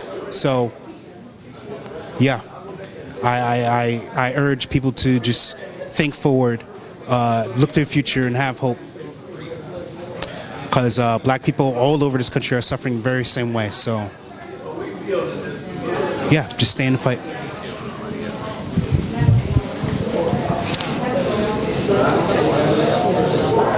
So that was Jamal, who's been doing our camera work and editing out here. First trip I've taken with him, doing a hell of a job. It's very fast paced. We've been running around nonstop since we've gotten here. That's the thing, you know, we're a startup, so we only have enough money for really like 3 or 4 days, place to place. So you want to get as many interviews as you can. So, I mean, we were literally running today like, damn, do I have time to go to the bathroom? One interview to the next interview to a 3-hour tour of basically Pete's demolition of the black and brown parts of the community. And then we came here. So definitely, great job by Jamal. We'll be seeing more of him in the next few weeks. I'm waiting for Oliver, waiting for Councilman Oliver Davis, who happens to be a Joe Biden supporter, so I might have to ask him about that. But we'll see. He's wearing a bow tie, so. All right. Here we go. How you doing, sir? Hello, how you doing? Wonderful Christmas outfit here. I like it. Thank you. Merry Christmas to you. So you've been a councilman here for how long? 12 years. This is my 12th year. Okay. The longest African American male to be on council here. 16 years on our transportation board and 5 years chairing the zoning. So let me ask you, since you began 12 years ago, you saw the last years of the previous mayor and have seen all of Mayor Pete. What has been the most glaring change under Pete as opposed to before One of him? the things that has happened is the financial success of where we have now started with the previous mayors. And so we took votes that helped us with our tax plan, that gave us this financial strength. So by the time Mayor Pete got in, the success that he talked about bringing, we already had. We had a AA credit rating prior to him because of our previous team. So he was blessed to benefit from that, and our council worked with him on that. So the narrative that comes in that 1963 Studebaker crashes, the city of South Bend dies, and then in 2011 he brings it back, that is not correct.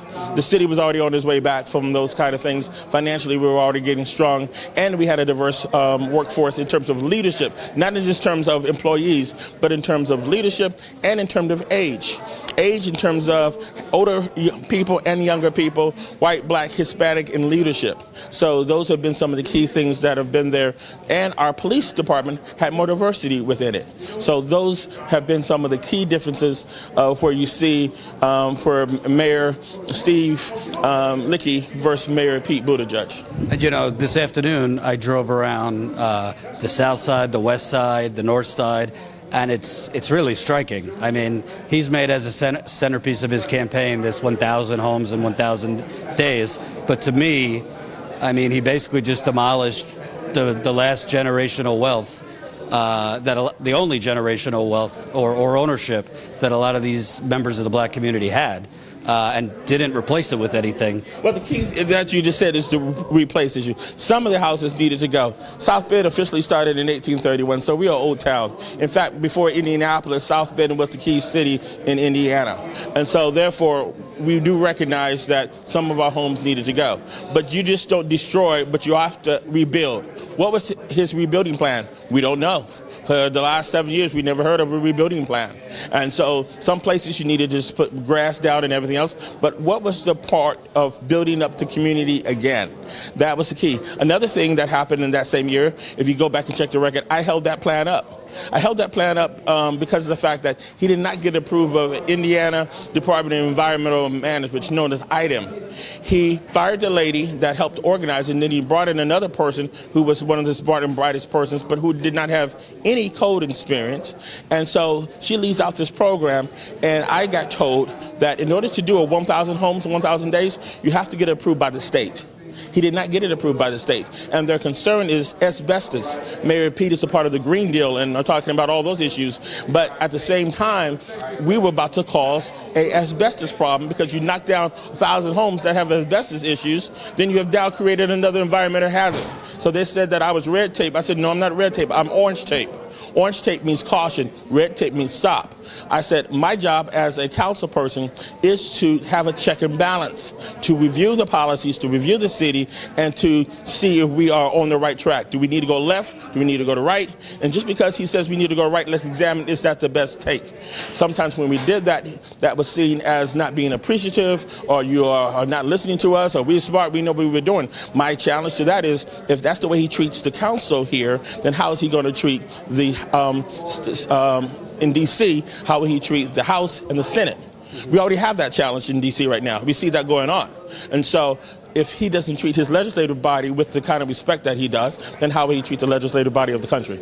And you know, he keeps talking about, it's like this talking points that consultants gave him. I'm the next generation of leadership, a new generation. He talks about Washington like it's broken. But all I see here is corruption, frankly, kickbacks. You talked about those black leaders that support him but have gotten quite some money for that. I don't see anything new. I just see him doing things the way it's done in Washington. But you know something? Washington is not all bad, and local is not all great. Washington has its challenges and its greatness, and local has its challenges and its greatness. I mean, there are certain things that are done in Washington that are done well. I mean, there's no doubt about it.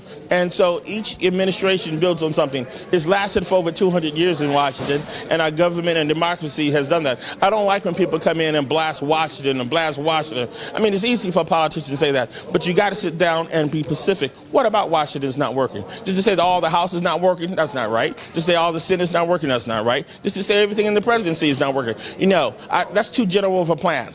Well, I think most people are saying it's a legalized auction. All the politicians are bought in Washington. Some are, some not. Some are still fighting.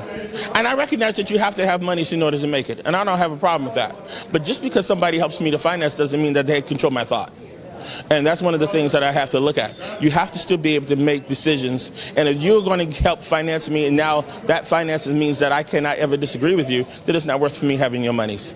Because of the fact that then I become just a total sellout and I'm not helpful. We have a pledge that we do, an oath that we have to take to protect the people. Well, you can't protect the people if you sold out. And so a mayor is judged about how they handle their police department in many cases, just like a president is judged on how they take care of their military. All of this Ukraine issues and everything else, his foreign policy has come back to haunt the president.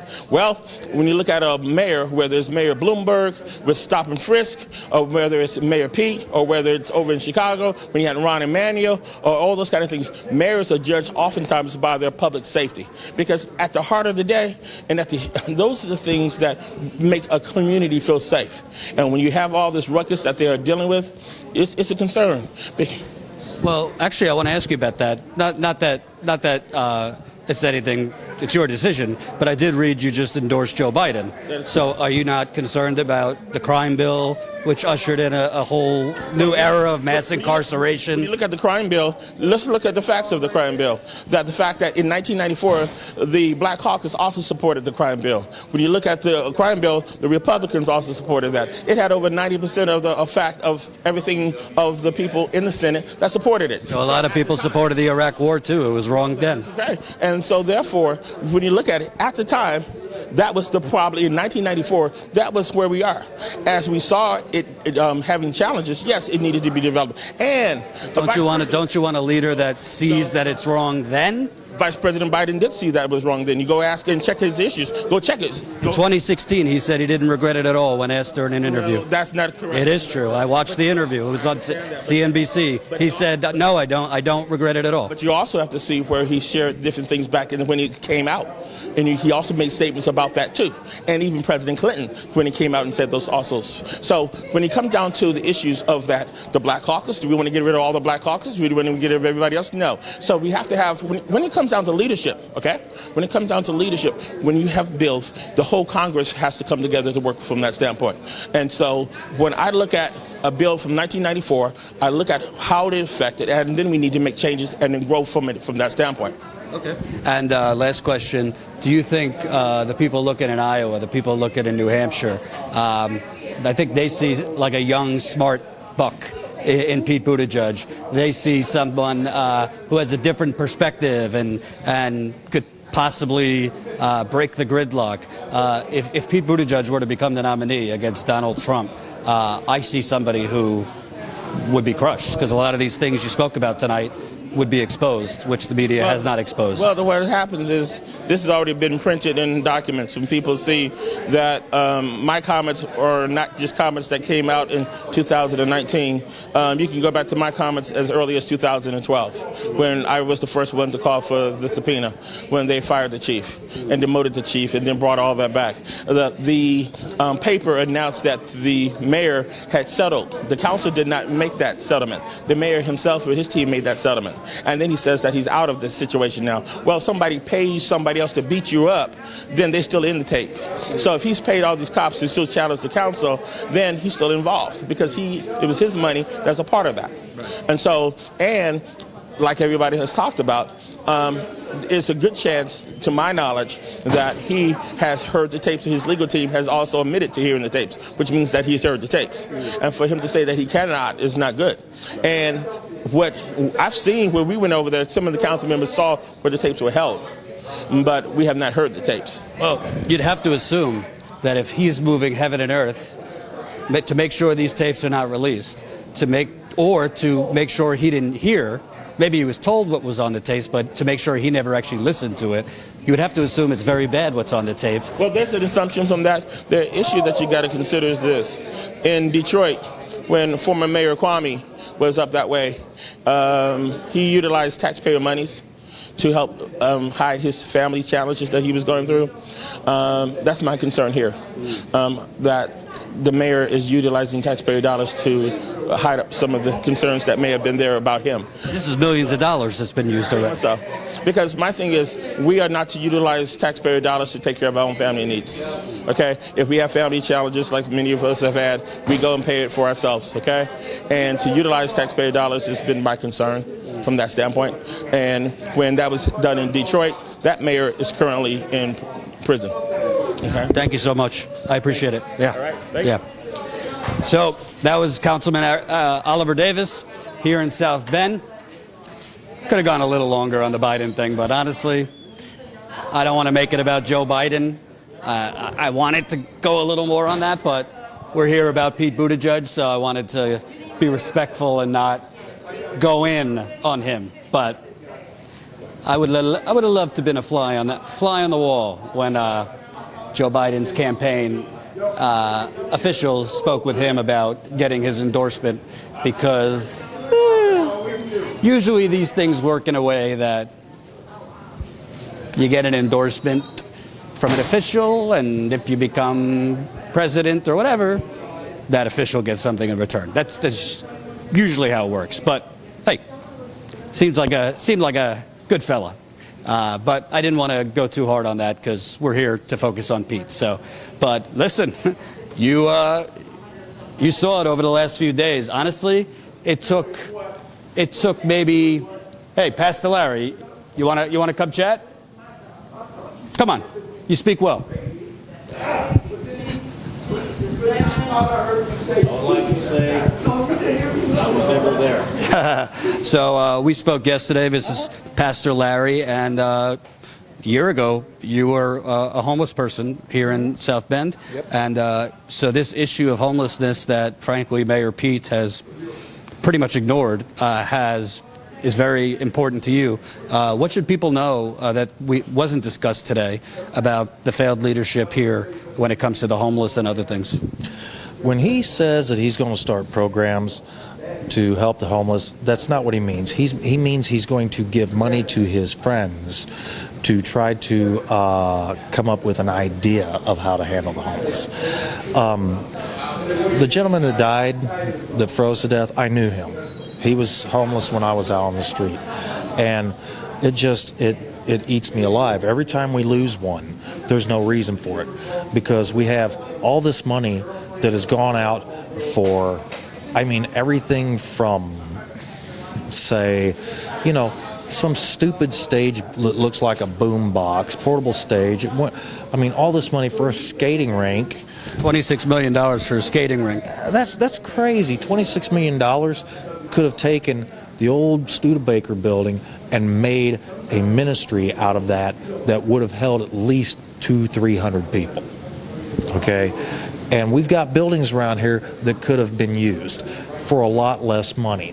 This church, come on, what they're doing at Our Lady of the Road now to provide a warming center 7 days a week, we offered to do it for about $4,000 less. And we already had the experience doing it because we did it last year. But they didn't want to do it because Pastor Mario has been a critic. He has been a critic. I've tried to be outspoken with a lot of it because it's really, it's all about, just maneuvering. With Pete Buttigieg, I always call him the same thing. I call him an absentee captain at the helm of a ship called South Bend because he's not here. In a year that I've lived here, I have not really seen anything about the man being here. He's focused on everything else, everywhere else. He could care less about this city. And I hope and pray that Mueller's not going to be one of his cronies. Well, Mueller, who's the mayor-elect, will take over January 2020, is unfortunately his best friend. That's great. Man. Well, then I think we're probably hit, to put it that way, But the whole thing is, we're not going to shut up. the homeless need a voice out there. Pastor Sims, his voice is what got me, involved, and I want to be able to, help put another voice for the homeless. Lisa Lowe puts a voice out on the homeless. We need to help get these people the programs they need and the housing they need to start another life. It's striking to me because my cameraman and I went around the city today with Henry Davis Sr. And it was, to me, it was like Pete's demolition tour. Everywhere you went was just empty. But we saw a couple of locations that had new, looked like a condo that was made for the homeless, this and that. And it looked nice, but there was zero services in that neighborhood. There was no supermarkets, no laundromats, no buses, no anything that you could have services. So they basically, yes, it's nice, they had a building for the homeless, but there's nothing there. It's basically actually they did have a nice view across the street of an empty lot that, what would you say, that went down for at least half a mile, that empty lot? Because he bulldozed all those homes in the 1,000 homes in 1,000 days. So we see even in the inadequate parts of the inadequate number of condos and affordable housing that he's provided for the homeless, there's no services there. It's almost like he's putting them somewhere to exist, but not really to live. You know what? He doesn't even want people to see them. And that's why we call them the invisible community, because that's the community of folks that none of Pete's buddies, none of the people that have some promise in their life or have a little bit of money want to see. These are the people that they'll step over to get where they want to go.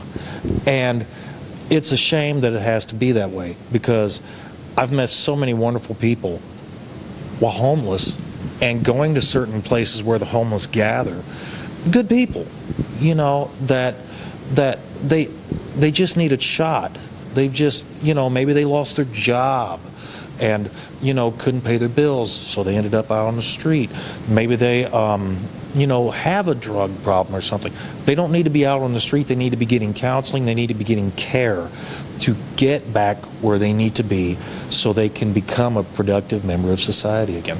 And just leaving them on the street to freeze to death, that's not going to take care of the problem.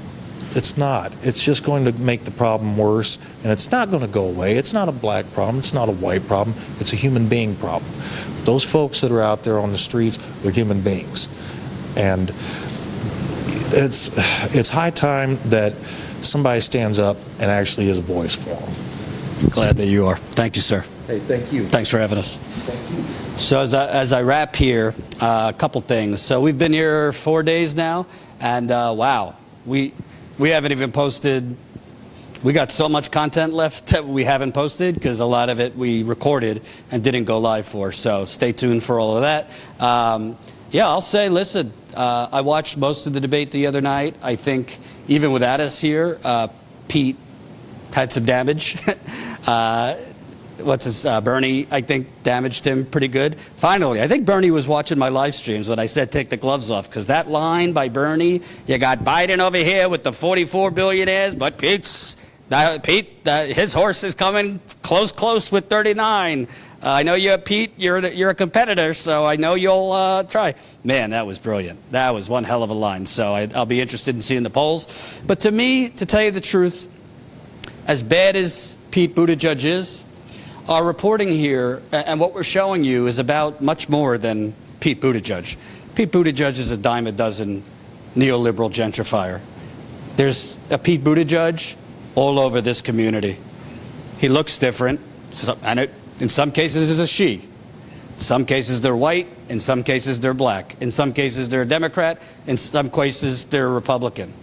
But honestly, what you're seeing community to community, I've been all over this country. Flint, Detroit, Cleveland, Milwaukee, Philadelphia, New York City, Washington, D.C., Seattle, San Francisco, Portland. I could go on. You basically have the media covering for the demolition crew.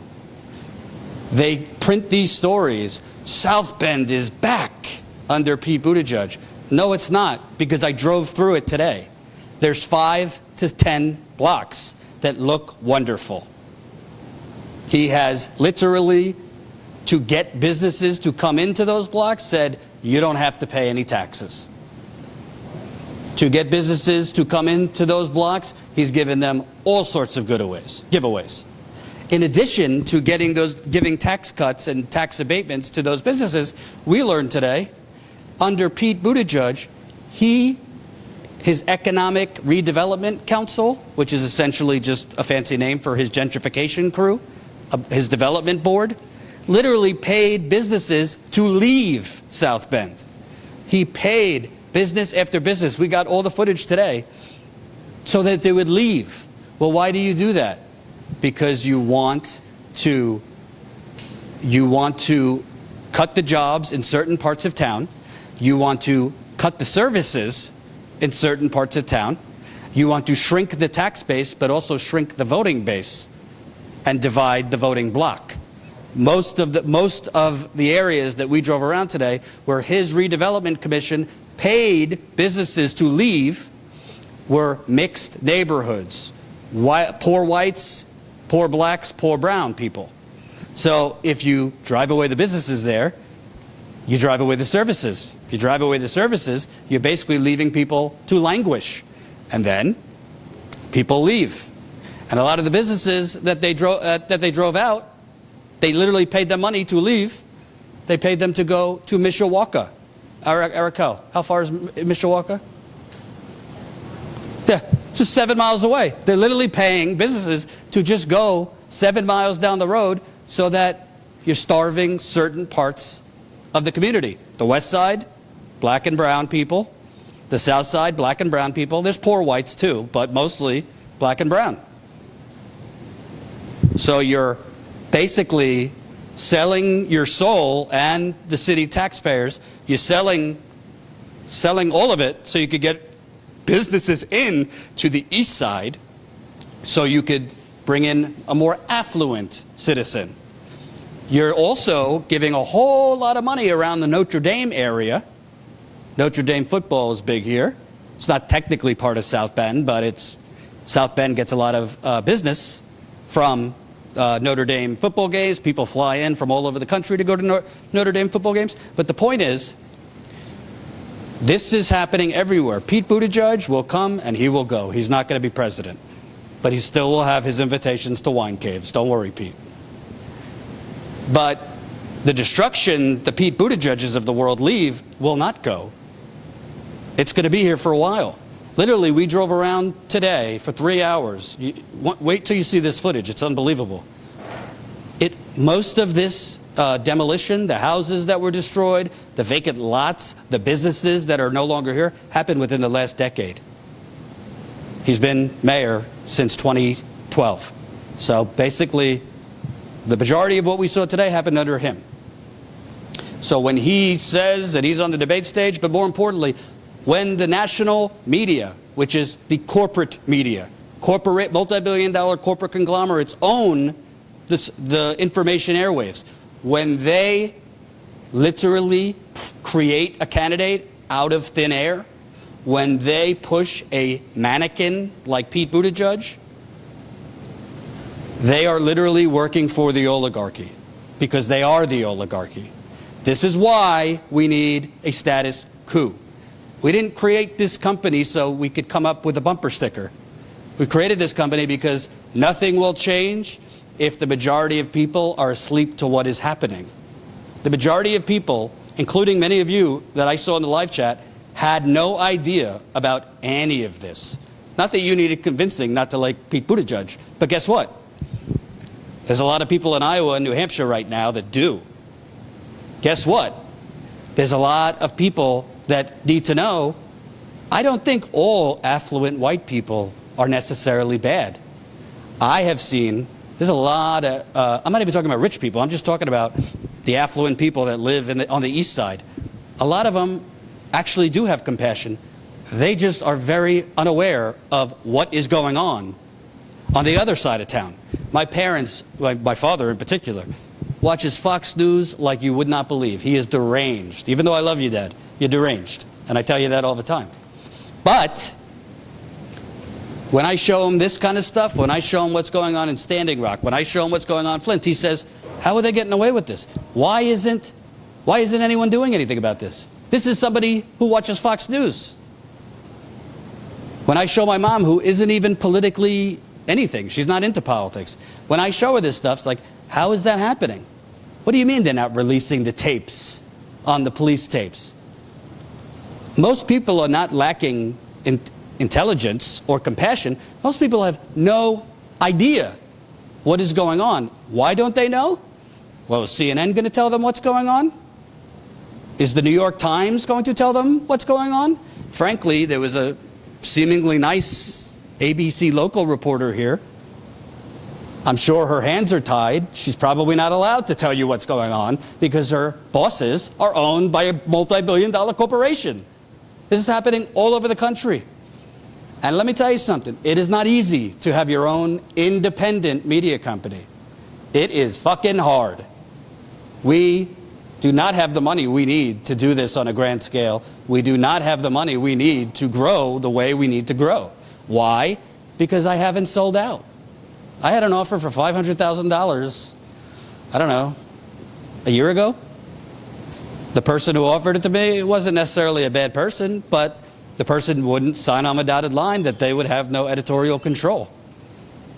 I mean, if you're not going to sign that you do not have control of what I say or what we cover, then I can't take your money. It's that simple. And I didn't really like who this person had given money to. So the point is, we are taking the hard way. So when people complain, Jordan, stop asking for money, then fuck off. Go somewhere else. Because God bless him, but the Kyle Kalinskis of the world, somebody said to me, Jordan, Kyle Kalinske doesn't beg for money. Yes, Kyle Kalinske, God bless him, comes from a studio. There's nothing wrong with that. No, it's not bad if you don't go in the field, but like, we have different expenses than other people have. This trip, you want to know? Flights cost us $1,500, particularly because we just changed our flight so we could stay for this. We were supposed to leave today. So to change our flights, it cost an extra $600. To add another hotel night, $150. Rent a car for another day, $140. Food, whatever that is. Our wonderful cameraman the last few days, God bless him. It all costs money. And by the way, it also costs money to get around suppression, which we don't have the money to get around the suppression. We got almost 67,000 subscribers. We, half the time, I would guess to the 67,000 people or almost 67,000 people that are subscribed to our channel, I would guess whenever we go live, maybe a couple hundred people actually see it in their feed. And that's almost 67,000 people subscribed in a year and a half. I would guess a couple hundred people might see it in their feed. I would guess same amount might get a notification. The majority get a notification hours later. This is what YouTube is doing. That's why we're trying to build up through text alert, which also costs money. That's why we're telling you, I know it sounds complicated, but it's not. Just open up a text message, dial 474747. It doesn't cost you anything. 474747. And type in Coup, C-O-U-P. That will add you to our text alert system. Honestly, every time I see this message in the live chat, it makes me so happy. When we see, oh, I didn't get a notification, but I just got your text. That's why that one viewer is there. If we didn't have the text system, that one viewer would not know we're live and would not see this. We didn't send out a text for this because Jen's out, God bless her, for her birthday dinner. So she wasn't in the super chat. So there's little things. Join our text list. Join our email list, statuscoup.com. Type in your email. And if, honestly, I don't even, how many people are watching right now? For the 291 people, listen, if you're not a member, whoa, Edward Lopez, $99.99 in the super chat. Edward, God, I'm going to go on for another hour, Edward. No, I'm kidding. Thank you so much. That's really, really generous, Edward. Makes a big difference, that kind of donation. We got 300 people watching. I would venture that there's a couple of you who are not signed up as Status Coup members. Listen, straight up, for some people, $5 a month is not possible. You're on SSI, you're on disability, you're on a very fixed budget. You can't even do that much. For those people, God bless you. We get it. We don't want you to do anything that would make your situation worse. For those people that do have $5 to $10 a month, what you're spending it on, if you sign up to become a member, is this. It's not anything else. Trust me, we're not going out for fancy steak dinners.